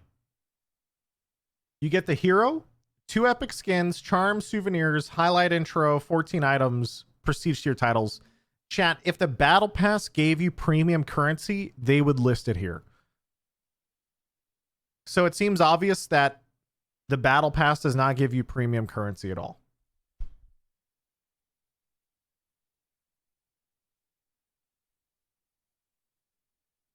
You get it from challenges. Yeah, we've also established, though, that the challenges... I'll open this image again. This is really just giving you enough... Like, if you play the game a shit ton and you always do 8 or 11 weeklies, you can buy every other battle pass, but the vast majority of people will never do this. The interesting thing here is, you know, some games, like Apex does this, for example, if I get to the end of the battle pass and I finish it, I get enough currency just to buy the next season, and I can continue doing that over and over again without spending money. Not every game does that. I think Fortnite also does it. But games like Destiny do not do it, and it looks like Overwatch is another game that will not be doing that. Which is whatever to me personally. Like, it's such a niche thing to talk about because the vast majority of people, I think, even if they buy a battle pass, don't actually finish it fully. Apparently, premium buyers get a season-long battle pass experience boost. Here. Oh, sorry. This is the premium side. 20%. 20% here. Immediate access to the character. 1 mythic, 5 skins. Play the game. Charm, emotes, souvenirs, poses, name cards, additional rewards. Yeah, they are not. There's no premium currency listed in the premium track, and they've listed literally everything else. So, okay. So we've covered this. Now, Blizzard did interviews with, looks like some outlets. So good old Ms. Liz looks like she did some stuff. Where New Heroes Locked. Directors and devs explain their reasoning behind one of the game's most controversial decisions. We have another one from Polygon. I'm going to read the Polygon one first because I had it open first. What is a souvenir? What, in the premium pass? A good question. I don't know. There's fancy thing. It's probably a new type of cosmetic that I just don't know what it is.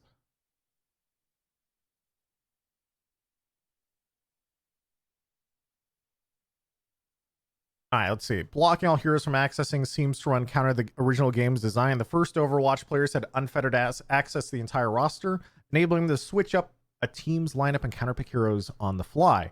Blizzard believes that the switch to charge for new heroes or ask players to spend time earning them in Overwatch 2 does not inherently imbalance the game. Overwatch 2 remain competitive and fair in Blizzard's opinion if some players get access to new heroes later, and Studio believes that there are important distinctions that separate the original from the new. I am so interested in what they say. We do believe that Overwatch is a highly competitive game, and we think that's something that resonates with our players, Overwatch game director Aaron Keller said in a Zoom call with media on Tuesday. So this call was from Tuesday. So a couple days ago, with media outlets. And even with this change, we think that it will continue to be a highly competitive game. We know that's really important for our players. We've heard that players are worried about the difference in access to heroes per team. Yes, we are, Aaron. We think that there are a lot of changes to the game and a lot of details in this system where we think that the game will still be highly competitive after we go live with this. Keller pointed out the 5-hero structure, certain hero reworks, and new passives for some roles will have a substantial impact on how players pick characters and switch them out mid-match. Overwatch 2 is less of a rock, paper, scissors game than the original in 2016. I don't believe that. Like I said, I talked about this in the original blog post. I believe it to an extent that newer characters, they are trying to aim for less, extreme counter picking and hard counters and stuff. But a lot of this is so inherently core to the Overwatch experience that I think using that as justification or for monetization, I don't fully buy it. It's sort of and of course we're not going to buy it, right? Because if you look at it from a player perspective, dude, we have 5 years or whatever of showing ridiculous hard counters over and over and over that they've added to the video game. And now they're like, guys, we're going to change it. It's not going to be like that anymore. And of course we're going to be like, oh, sure. Because we have so much experience and built up, dude, all of the stuff that existed in Overwatch 1. So I will believe it when I see it. And I hope that it's true, but I hope it's true not from monetization. And I don't think it should have an impact on monetization anyway, but regardless, in my mind, playing Overwatch with less hard counters is just more fun. But I don't think it's an excuse for monetization. where they're saying like it'll still be highly competitive because we won't have as many hard counters in Overwatch 2 than Overwatch 1. It's like, why are you even arguing gameplay at all? What's the point? You're not going to win. One of the big differences in 5s is that we've tuned a lot of the heroes in the game. We've made changes to reduce the amount of hard counters that Overwatch has. We want the game to be a little bit more organic. We want people to have more impact. We also want them to have more freedom in what hero they're choosing for any particular situation. These are all amazing things to say. I want all of this, but for gameplay reasons, because that makes the game more fun. Not because it makes it easier for you to sell me heroes. Come on. If you think of some of the old matchups that we had in the game, if a Tracer player was harassing your backline and going after support someone on your team, especially Cassidy is a great counter for Tracer. If the cast player was good enough, the correct response with the Tracer was to just swap. They didn't really have a good answer for that. Going forward, what we've done is we're trying to take some of these really hard rock, paper, scissors interactions out of the game and replace them with more hero choice. So for that particular interaction, we've buffed our support heroes and make them more survivable, so now they now have the ability to resolve that situation with the Tracer with higher success on their own.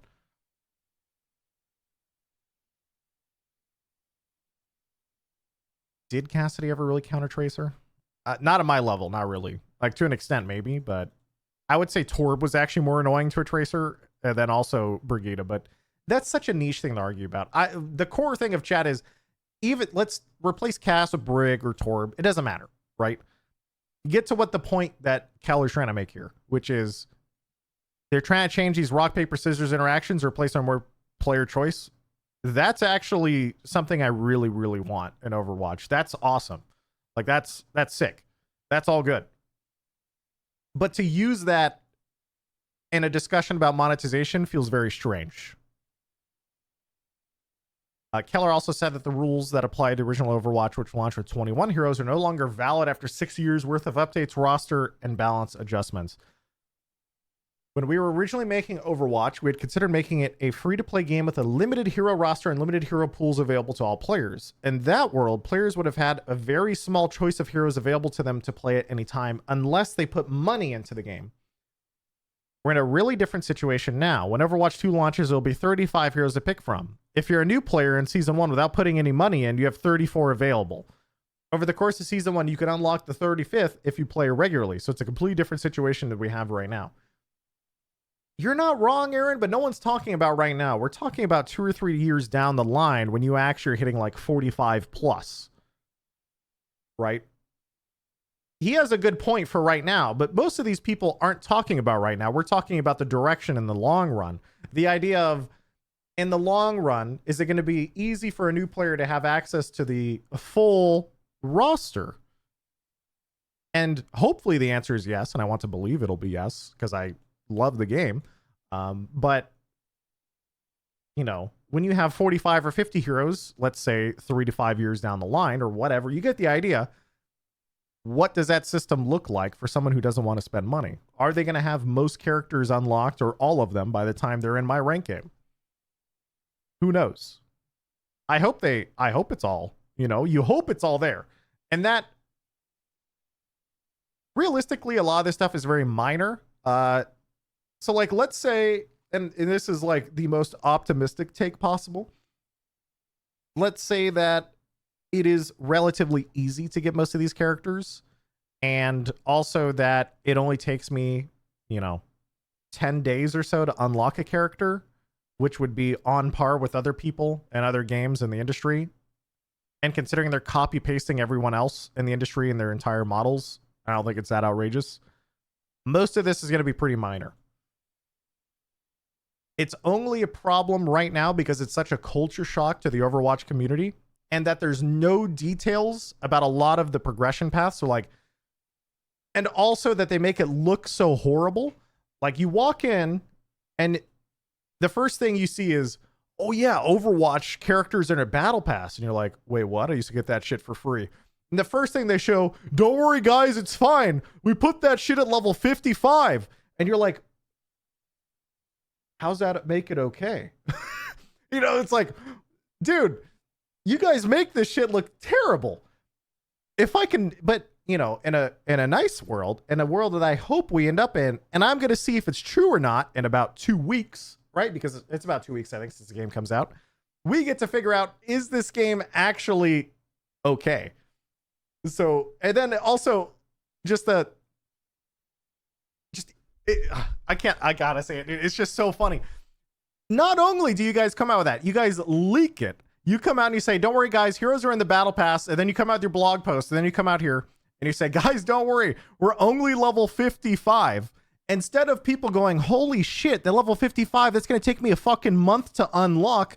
Your response in these articles is, guys, it's fine. We are reducing the amount of hard counters in the game. That's not an argument. People just want to know the progression. And in 2 weeks, it's going to get cleared up one way or another, right? Because in 2 weeks, we're going to know how slow or fast this is. If it's fast, no one is going to care. I really believe this. If progression is fast and I can burn through that battle pass in 10 days on a casual level, all of this is whatever. I personally will not care as much. Other people will get mad about like the sliding shift of the industry being like, well, Overwatch used to be this game that had everything for free and we didn't have all that FOMO, season pass, battle pass bullshit like all those other games like Fortnite did, and now we have it and I'm angry. But also, I get to see content every 3 months, so I personally don't care as much. And I understand where they come from. But anyway, no chance it's fast to get over half of the battle pass. Remember, and this is also something that continue to talk about, I only just hit battle pass level 55 in Apex. Reminder that this is level 55 out of 80. Level 55 in Apex, compare that to Apex chat, that's like 70% of the way through the battle pass. Okay? It's not half. It's not halfway through the pass. The pass is out of 80. It's actually 69%. Okay. Is it? It is, isn't it? God fucking damn it. Nice.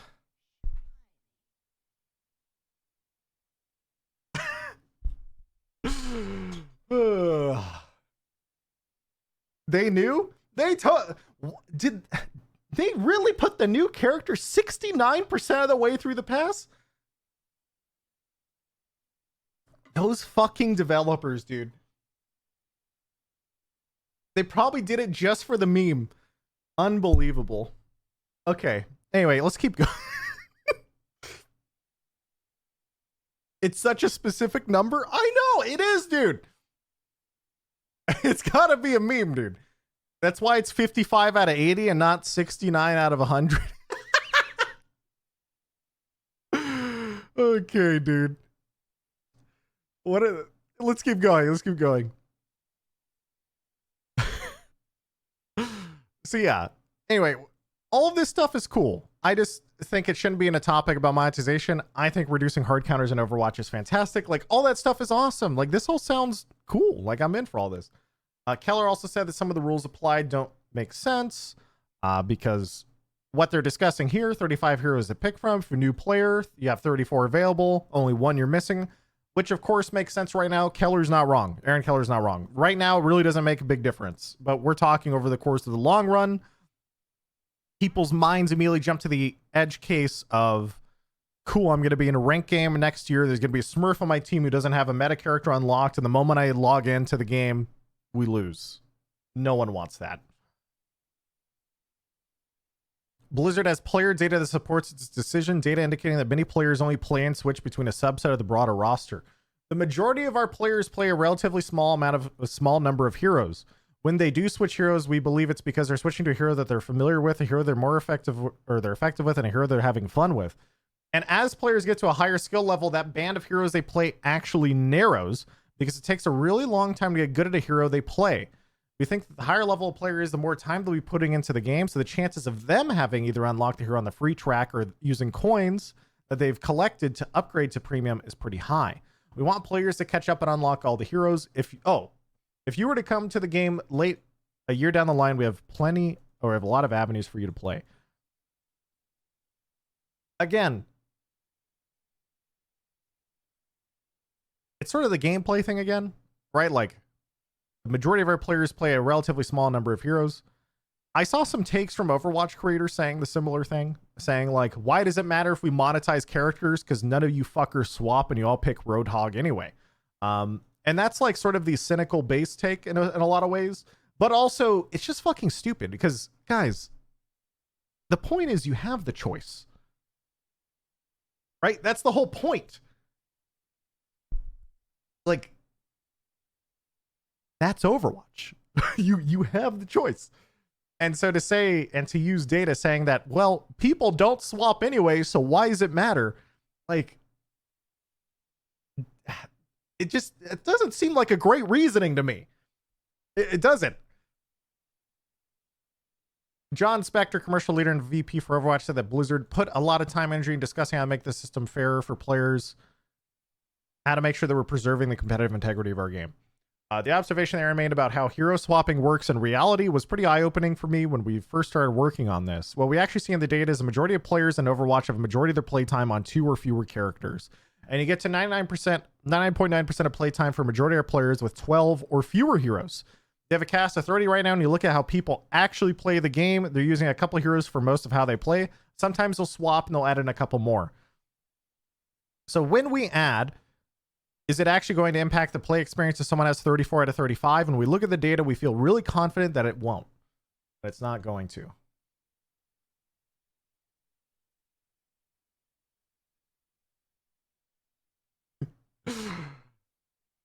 Ugh. So why do we have hero swapping? I mean, it's weird to look at this data because when they start bringing out data like this, chat, my first reaction is, so what if that one character was launch Brigitte? What if that one character was launch Sigma? What if that one character was launch whatever? It's always, to an extent, one character that significantly shifts the meta and is relatively broken compared to the rest of the lineup.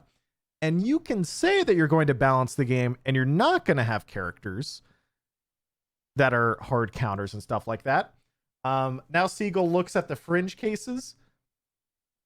Is it a fringe case to say that most characters in Overwatch's history that have been added have been extremely powerful? It's not. Junker Queen is the most meta character in Overwatch League. She has like 100% pick rate. Sigma, when she came out, was extremely strong. Ana, when she came out, was extremely strong. Brigitte was an obvious one. Sojourn, actually, Sojourn's a little bit more interesting because she's been up and down trying to figure out where she wants to go. Sigma, oh, sorry. I forget who I was talking about. Old Echo. How about release Doomfist, where you have the hitbox the size of 3 trucks? How about Echo? Like, dude, Echo copying max HP tanks. Like, I can bring out like example after example of a new character in Overwatch significantly changing the game. And so to then use the data to say it's okay because they're only missing that one character that's new, when the new characters traditionally in Overwatch are the ones that are the most impactful, doesn't mean anything to me. Because if I'm missing the one character that matters, we're fucked. And also, again, I feel like it's kind of a pointless discussion for the developers to hop into this. Why are we arguing on the basis of gameplay being like, guys, it's okay if you don't have the character because we're reducing hard counters and most of you guys don't swap. That's really what they're saying. Or then we can go even further. It's okay because most of you are really bad at the game and you don't play the meta anyway. Right? We could just keep going down the line. It just feels a little bit ridiculous to even say these things, and it's actually very, very funny. But they're trying to justify the battle pass. I know, but I really feel like what they should probably be discussing is, guys, most of the time, you're going to be able to unlock this character by the time you get to ranked by playing the game. That's what I personally want to hear.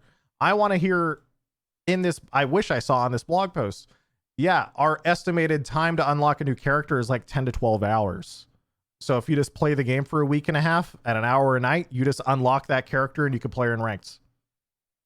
They can't say that because it's not going to happen. I still want it to happen. So I'm going to keep, that's my mind reality right now. Relax. Anyway, let's keep going. You want to hear it, but you aren't going to, because 69% of the way through the battle pass will take 2 months. Yeah, I know. I loaded up Apex. I've been playing Apex for months. I am, level 70 or 80 right now in that battle pass, and it's taken me months of playing the game for a shit ton of time. I know. There's a lot. And I think we're actually going to be able to... It's a little bit interesting, actually. You could calculate this out if you really wanted to. Kind of. You can make general estimates, right? 10,000 XP per tier means 550k XP to unlock a character because it's level 55. You get 11 weeklies at 5,000 per week, but we don't know enough about dailies. We don't know enough about wins and losses in general XP already. Someone will try. Yeah, it won't be that accurate, but like you can give like a baseline, I think. If I can get to level 55 in like a week and a half, again, as I'm going to continue saying this, my personal stance on this is if I can unlock a character in 7 to 10 days like I can in every other video game, I really don't care that much, although I really still disagree with it. I don't like where the industry's going. But at least then I would be tolerable. Like it'd be fine to me. Like most of the time I would be able to unlock all characters, and most people would have all characters and be good to go. Anyway, let's keep going. So when we say, is it going to impact the play experience? Someone has 34 out of 35. We look at the data. We feel like it's going to say, we feel really confident it's not going to. Again, I disagree with that just because it's usually that one new character that is some of the most important. And also, the other part of this is I'm sure they have, and of course, remember chat where I'm arguing from, right? I'm arguing from the turbo nerd, neckbeard basement dweller who exists in top 500 playing against pro players. Okay? 99% of you can play any character you want, and it doesn't matter. If you're good at the character, you can just outplay them and have fun. And this is true in almost any video game. It's still true in almost any video game. So I know what people are, and I know what I sense the developer argument line here of being like, we're reducing hard counters. We have data showing that you're going to have most of the characters unlocked, so it's okay. And then also the other unspoken part of this is most of our players are so bad, it doesn't matter what they play. And it's like, you're not wrong. When I was sitting there complaining about goats every day, I'm pretty sure no one below masters ever saw goats. So even though in my streams in that era, I remember counting, I had like 25 out of 28 games or something like that turn into goats mirror matchups because otherwise you just lost the game. So, but again, I'm arguing from my perspective and my gameplay. This may not be true for everyone. You may not care. A lot of the people here won't even care about a lot of this stuff too. So anyway, let's keep going. It's trying to make the game a little more organic, a little more fluid to decrease reliance on hard counters. Again, I really, really appreciate the fact they're doing this because I think it makes the gameplay better. I just don't think that's an excuse to say that monetizing heroes and making it so you have heroes that are locked to you is suddenly okay because we're reducing hard counters. There will still be some of those in the game. There'll probably be times in the future we develop a hero that might have a new mechanic. It'd take us a little while to get our head around the right way to handle that hero, but generally we think that team comps, hero picking, counter picking are important elements of the game. We just don't want it to be the only correct answer. I feel like this is I like also that. not an argument that can be backed by data, because the player base is huge, and it will still ruin the game for a lot of people who play a lot of heroes, even if they are a relatively small part of the player base. Yeah, but their argument is that would be such a small amount of the player base they don't care. Because, again, they say that 99% of people are only going to play a few characters anyway. And they're not wrong. The psychology of how these games work are very, very normal. Like, I come from class-based shooters, and I've spent 15 years playing them at this point, or longer, from Team Fortress 2's release in 2007. Actually, before that, because I played TFC. And I also even before that. Anyway, I'm a boomer. Okay. And so normally how people play any of these games is very much like I have a main and I really like playing that character. And then I have like one or two others I play and that's it. It's why there's the stereotypical Mercy main. It's like, yeah, I play Mercy and I love Mercy because there's not many characters like Mercy. But, you know, if there were other characters that shared similar gameplay to Mercy, they'd probably play those. But in Overwatch, because every character is so unique, if you like something, not much else kind of provides it, right? Like, what other character plays like Ball? what other character plays like. I mean, it's in comparison though, right? Some characters do have a lot of shared gameplay. Ideas of like, I like Soldier 76. I'm going to play Ash. Like, I'm going to go play Cass. You know, I'm going to play Sojourn. Like, I shoot, me strong. Like, that's a little more normal. Does this side have a dark mode? My eyes are bleeding. Shit. Do I have dark mode on this? Wait, I do. Holy shit. I should have clicked this 10 years ago. I'm sorry. I forgot I had the add-on on. Thank you, chatter. Yes, yes. You should have told me that earlier, dude. Fuck, I'm sorry. I'm blind already. I'm sorry. Anyway, let's keep going. Let's keep going. Even with this change of putting heroes in the battle pass, we think that with all the other systems we have in place, with additional ways of unlocking heroes, some of the ways that Overwatch has changed over time, and the way we're changing Overwatch for Overwatch 2, we will still have a highly competitive game, even though the system, some of the decisions we made to get there are different than where we started. Yeah, I agree with that. You're still going to have, they'll still be okay for the most part. There's also the business reality facing Overwatch 2. Free to play, and Blizzard needs to generate revenue somewhere. Why not try to make some of it on the content that players care about the most and is far and away the most expensive and time-consuming content to make? When we looked at making the transition to free-to-play, one of the great goals we had was to be able to give original Overwatch players what they wanted, which was just continuous delivery of content, said Walter Kong, general manager for Overwatch. We know that because players have been telling us it's what keeps them engaged over the long run. Okay, not wrong. Everyone's complaining they always want new stuff. At the same time, as part of long-term franchise goals, we really want to be able to grow Overwatch to broaden its reach to many more players and fans. And in doing so, in being able to deliver that abundant content, we've made decisions to continue to grow our team.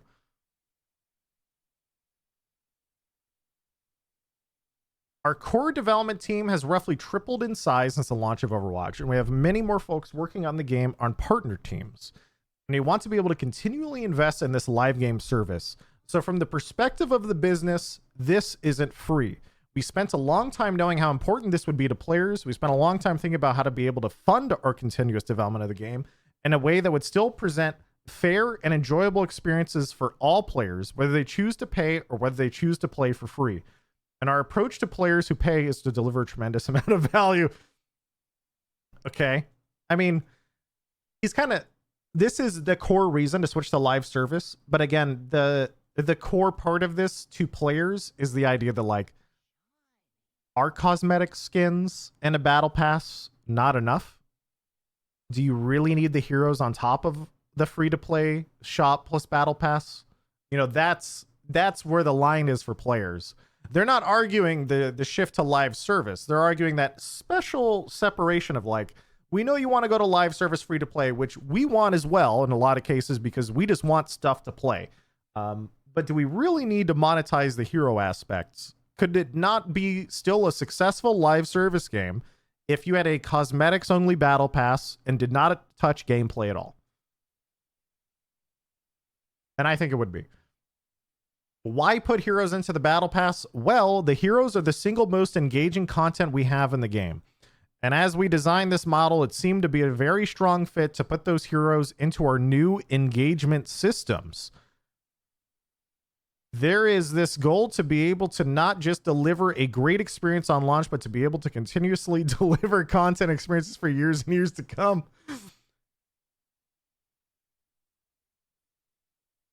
Heroes are the single most engaging content we have in the game. It seemed to be a very strong fit to put those heroes into our new engagement systems. That's some big corporate speak. Code for we knew that shit would make mad cash. Kinda. Definitely. I mean, the fact that they're doing it despite the reaction from the community kind of tells you everything. But yeah. Definitely. I mean, it says it right there, right?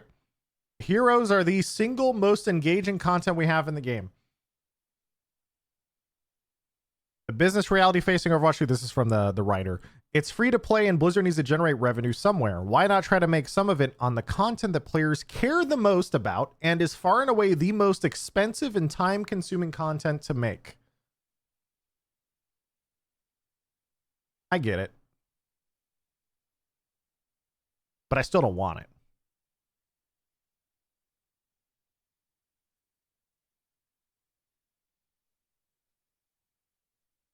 because other games make money without doing that. That's not true though. Other games do it too. Again, Overwatch is realistically just Look at the size of that thing. You know what game hasn't locked heroes behind a battle pass? Bloons TD6. isn't balloons heavy pay to win if you really want to go down that. But let's not, don't compare to balloons.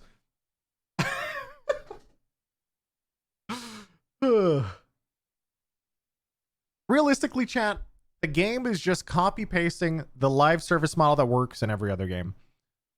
And my stance will stay the same. If they want to copy and paste the live service of every other game, that makes sense. But Overwatch is a little bit different than other games and how heroes work.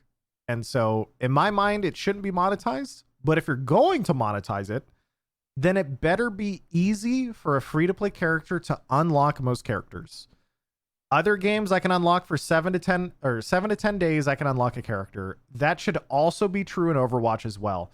And the fact that, again, they put a level 55 in a battle pass, which is 69% of the way through because they only go to 80, makes it sound like to your average player who walks in, when you know that battle passes traditionally take months to complete, and you put it 69% of the way in, you're gonna assume I'm not going to be able to unlock this character as a free player before it hits ranked. So does that mean that I'm going to have a rank experience where I don't have all the characters unlocked, even if I play your game every day for that time frame? That sucks. I feel like that shouldn't be a thing. I can see it being a thing in unranked. People don't care about winning. But in ranked, that's my own personal stance. Yours may be different. A free-to-play player should be able to get it by the time it hits ranked. That's it. In other words, I should be able to unlock this character just like other games and the other competitors of Valorant, Apex in like 10 days. That's it. It's like 7 to 10 days. That's where I'm at. And also, pretty sure the art team at Blizzard is about to hard carry this fucking franchise.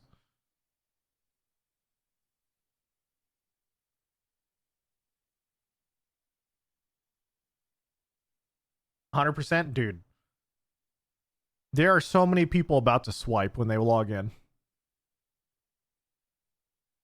Don't they just outsource skins? I don't know. I mean, they did, I think, sometimes, but I mean, even still, I don't know. You know if skins and sprays I don't work are gonna there. be locked to the battle pass? Like if we don't get it, it's locked forever? Corpa. So you're asking about the FOMO aspects of it? I'm going to assume that yes, like if I don't get the battle pass, I would probably not be able to get Cyber Demon Genji and all of his variations later. I would assume that that's part of like the FOMO mechanics behind battle passes and stuff like that, and that's all fine. If they outsource modeling, not design. Yeah, I'm just, dude, outsourcing whatever, like, I have no idea. It doesn't really matter because they're still the ones who have to like keep those people up to par and like make sure everything's up to quality. Like Blizzard art is really good in basically every game they've ever made, and it's, yeah, they're gonna do really well with these. So is there no word on PV then? There is only the smallest word, which was, where was it? Halloween event. Apparently there's a new PV Halloween event. This is all we got. Not much. As for the actual like campaign and everything, I'm going to assume next year sometime or like whatever. PV 2023. Yes. Did they say how to unlock characters after the pass is done? The only thing that they said is challenges, but we don't know what those challenges look like or the time duration in which they say. They did say 2023. So they said 2023, but they also said that the PvE campaign will be dropping seasonally, which kind of implies that like I could see it just being a portion of the battle pass or a more expensive portion of the battle pass in the future. I could definitely see something like, oh yeah, the battle pass is $10, but if you pay an extra $5, you get the PvE or something stupid. I have no idea what that's going to look like.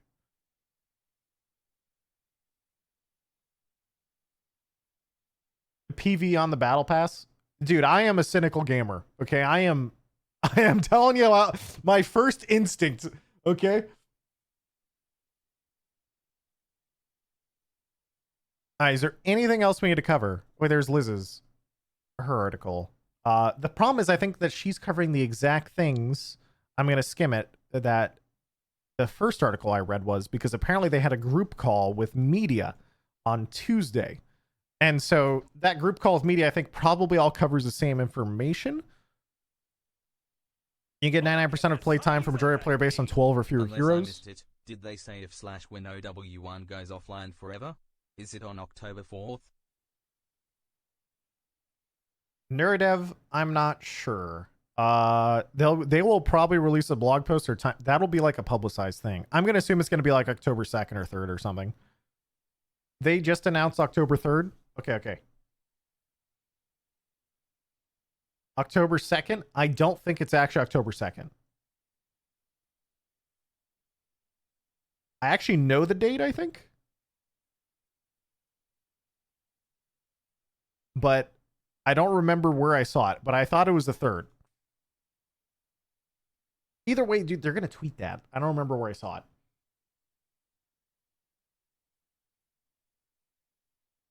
October 2nd, Blizzard confirms. Those articles are wrong.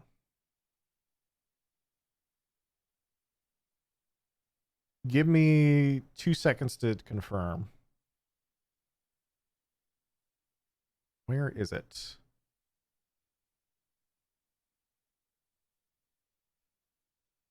It's region based. I could have sworn, like, I saw this. Shit. I don't know where I saw it, but I thought that's wrong. But either way, chat, we're arguing about one day thing. Like, just wait for them to announce it themselves. I'm pretty sure it's on the 2nd or 3rd, and I don't know which one it is. So we'll see. We'll see. October 2nd is a Sunday. October 3rd makes sense. Yeah, I guess that wouldn't make sense too, because they wouldn't want to do that on a weekend, but we'll see. Okay, let's keep going. I assume they'll just announce that, and who cares? Let them do it. Or let them fully announce that and everything. I could have, because I saw that. Basically, I saw something that someone came out from Blizz and said that a lot of articles were coming out with wrong info about that very specific topic recently in a thing I was in. Anyway, let's keep going. 99% of playtime. Biggest or least loudest issue is out of competitive mode.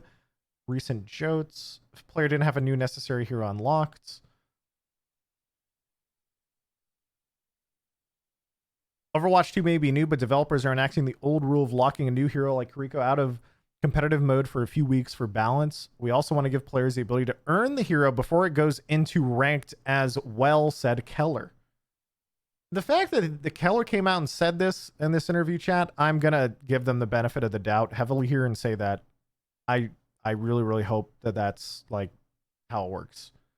Because 2 weeks, like that's like that's like the best thing I could hear in any of these interviews is this.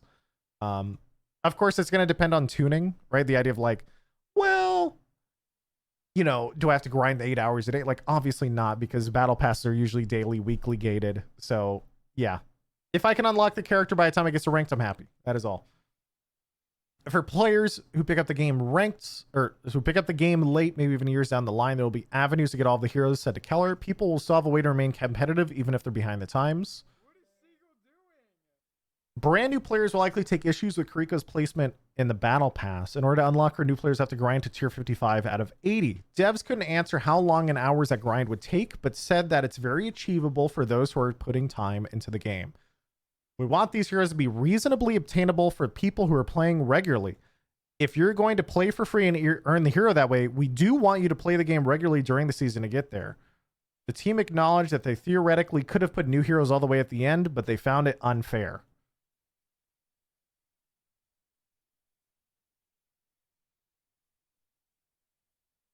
Interesting.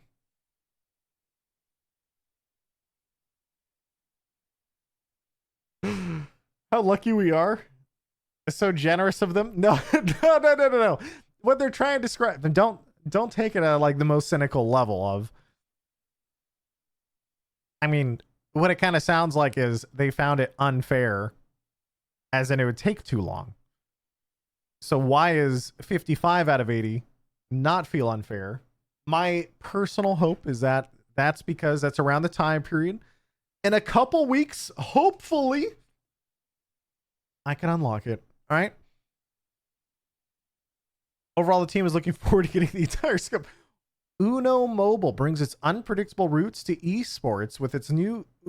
I can't. I'm not reading it. I can't. I'm scrolling up. I can't do. I can't, dude. Bro. Uno Poggers? Chat, do you guys remember? Oh my god, was it through the competitive farming simulator tournaments? Do you guys remember that? Dude, I watched one of those tourneys. I saw clips. Where was it? No? Dude.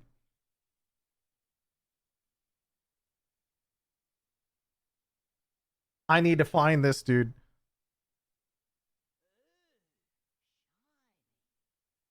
Wait, I just Googled competitive farming simulator.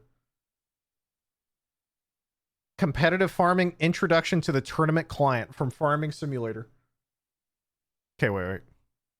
Welcome to the tutorial of the Farming Simulator Tournament client. This video will give you a quick overview of the game mode.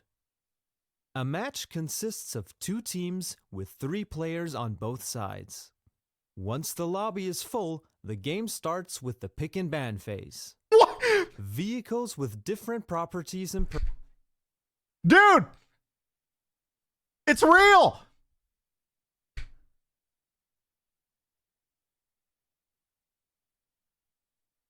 Vehicles with different properties and perks that give you and your team additional powers can be selected here.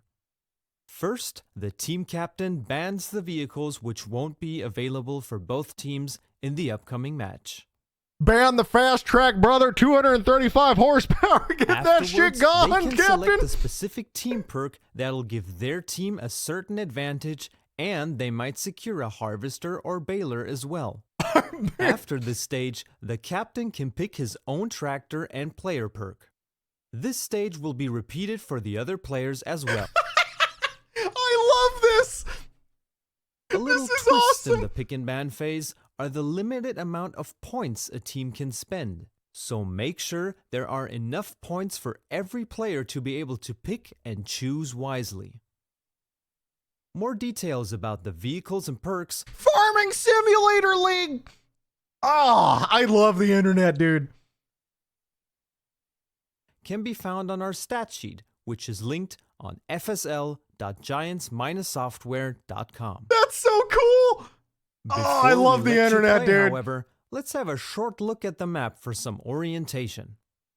Compared to last season, Look at it him got go. a little facelift. It features more hills in the terrain, and there are 2 separate fields now. We've also added additional hidden paths to the silo, and the barn zone looks much smoother altogether. To reach the bale barn, you will still have the 3 dynamic bridges linked to those of the other team. But take care, they are tricky. As a safe way, you can always use the static ditch crossing instead. As soon as the game starts, every player sits in his or her selected vehicle love this. and is looking for the randomly spawning harvesters and balers on their respective pods. Oh shit. Make sure to claim them before the opposing team does so. Oh shit. If a team is Steal able the to drop. secure all harvesters or balers, the game ends in a rush, unless you secured one of them during the pick and ban phase earlier. Once you have your garage together, you have 15 minutes to win the game. So, how do you win? Yes. The goal of the game is to score more points than your opponent. You get these points for delivering bales at the barn. I love To increase esports. the value of the bale, you can sell the grain you harvested on the field at the silo. This increases your multiplier and decreases your opponent's. But be aware, there are special events happening during these 15 minutes of game time as well. At minute 12, 8, and 4, Oh, shit. special drops will appear somewhere randomly on the map. Each of these 16 random drops has a different impact to either of the teams. so make sure you pick the one which fits your current tactic or goal the most and be prepared to adapt. Excited? Then gather 2 friends and form your team on our website fsl.giants-software.com. Train hard and compete in one of our tournaments. Enjoy and happy farming. What a... that is so cool. That makes me happy. Oh, man. That's awesome. What's the prize pool? In the video, it said the prize pool is $15,000, which is sick. That's so cool, dude. All right, back to Overwatch. Suddenly distracted. I don't even know how we got there. Oh, yeah, I checked on I scrolled too far and I got the Uno Mobile esports, and I was like, you guys remember Farming Simulator? And chat was like, what are you talking about? That was worth it. That's awesome, dude. Oh, man. Anyway, okay. So get back into the Overwatch rhythm here. Brand new players will take issue with kiriko's placement in the battle pass. In order to unlock her, new players have to grind to tier 55 out of 80. Developers could not answer how long in hours that grind would take, but said that it's very achievable for those who are putting time into the game. Want these heroes to be reasonably attainable for those who are playing regularly. Spectre said, if you're going to be playing for free and earn the hero that way, we do want you to play the game regularly during the season to get there. They could have put them all the way at the end, but they found it unfair. So, yeah, I mean, obviously it's achievable if people put time in, and the question is how much time is it? And of course, my personal stance for ranked, but I've said, I'm just repeating myself at this point. Overall, the team is looking forward to get the entire scope of the battle pass out to fans who may be upset based on the incomplete picture presented by leaks. Wasn't totally unexpected for us to get a strong reaction with this information leaking, said Walter Calling. It made us feel it was more important than ever to put the info into correct perspective. Walter, you just said over here, though. Why put heroes into the battle pass? The heroes are the single most engaging, and as we design this model, it seemed to be a strong fit to put those heroes into our new engagement systems. I love you, Corpa. The correct perspective. My engagement systems. Oh, God. Okay. That's all the natural corporate. Like, that's business talk, right? It's just funny because normally we don't see that. They're just being very open about it. That's all. I just like to make fun of it for what it is. Also, Team Clean with the 10 gifted 7 minutes ago. Thank you. So what's the verdict? The verdict remains surprisingly unchanged from where I was earlier. I read everything, done everything I could, I think. I think I've done basically everything. The only point now would be to... I have no idea. React to random YouTube videos, but like... they're not going to cover any more than what I've already covered at this point. I'd just be milking it. React to Stylosis 40-minute video. No, I've been doing this for hours. We've done it all. Basically, the verdict, chat, is still... ultimately, it's not a great sign to see a character placed at level 55 on a battle pass, or approximately 69% of the way in, because that implies a very heavy time gate, like a very long one. And so we're going to have to wait and see on launch to see how long it takes for us to unlock and push through that battle pass, because there do exist battle passes where you can progress fast. So examples being Destiny, I could get to level 55 in like 2 days if I want. Like, you could hard grind that game and get that, right? But most games don't work like that. And so really, we're just going to have to wait and see how long this takes. If I can unlock this in 2 weeks, and 2 weeks is the time the character is restricted until they go into ranked, I'm happy with it. Well, not happy, but you know what I mean. That's my best case scenario, and I hope it's the scenario that they also do. That is all.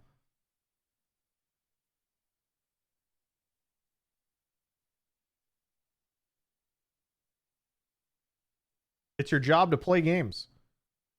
Well, it's like, again, when we're talking time frames here, we're talking reasonable periods, right? The idea of around 10, like 7 to 10 days of an hour or two a night, which I consider to be like To me, that's pretty casual. Not to everyone. That should be the ideal, I think.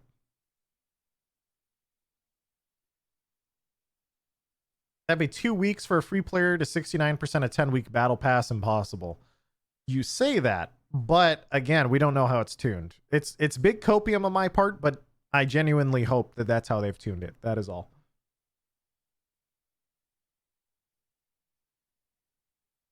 All right. Oh God, Windows update. Wait, schedule restart. Yeah, we'll do this at like midnight. Big Windows. Thanks. 4:20 a.m. Yep, sure, why not? A cattle decapitation. Thank you for 18 months. Okay. So chat room, we've covered basically everything I can imagine surrounding Overwatch stuff at this point. I'm probably going to use a bathroom, eat some almonds, and go play some Apex. I don't think I have anything else to talk about or do in Overwatch for a hot minute. There is probably going to be at least one day soon where I will spend a day playing Overwatch. And that's as a goodbye to Overwatch 1. But we need to figure out exactly what day the servers go down, because I want to be there when the server ends. When the server was killed, so to speak. Feel strong, man. Exactly. I want to know that day. So I think it's October 3rd. We'll see. Will you cry? No. That's weird. It's a video game. I would cry if the game actually turned off, but it's still just being updated. Chad, the only time I've cried over video games like that was when my MMOs die. Any City of Heroes gamers in chat?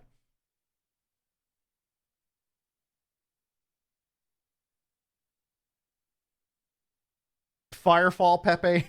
Oh no! Do you guys remember the Firefall bus? Oh God, dude.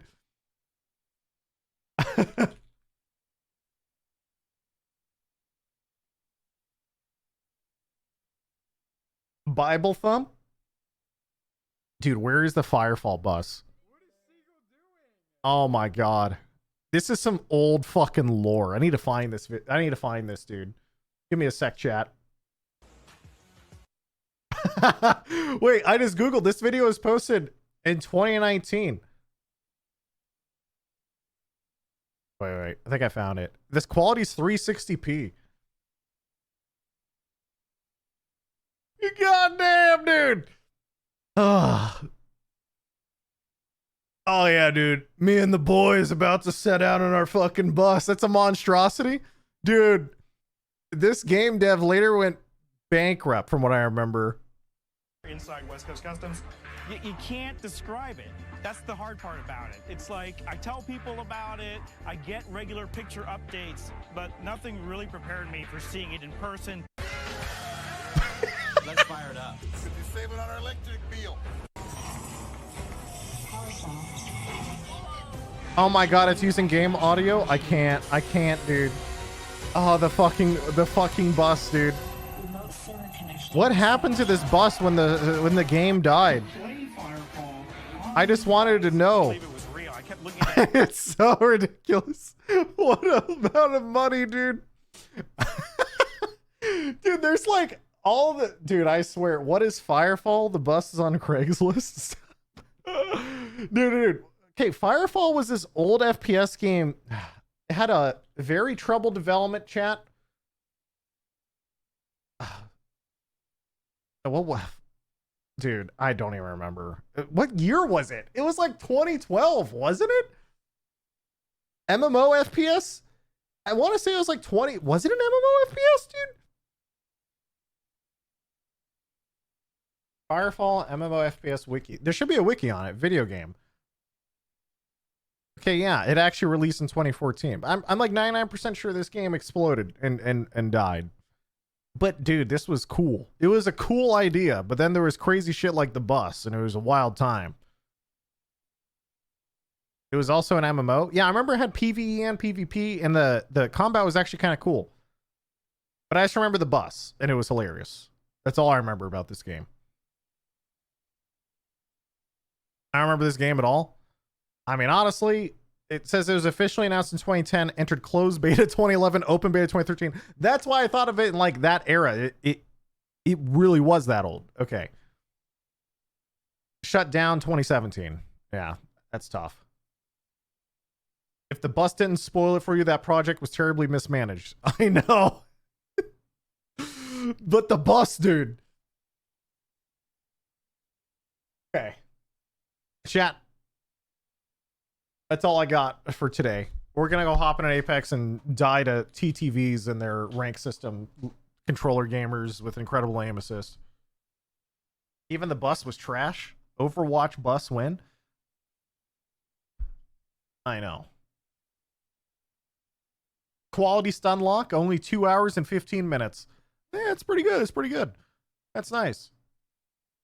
Okay, loading up Apex, turning this off.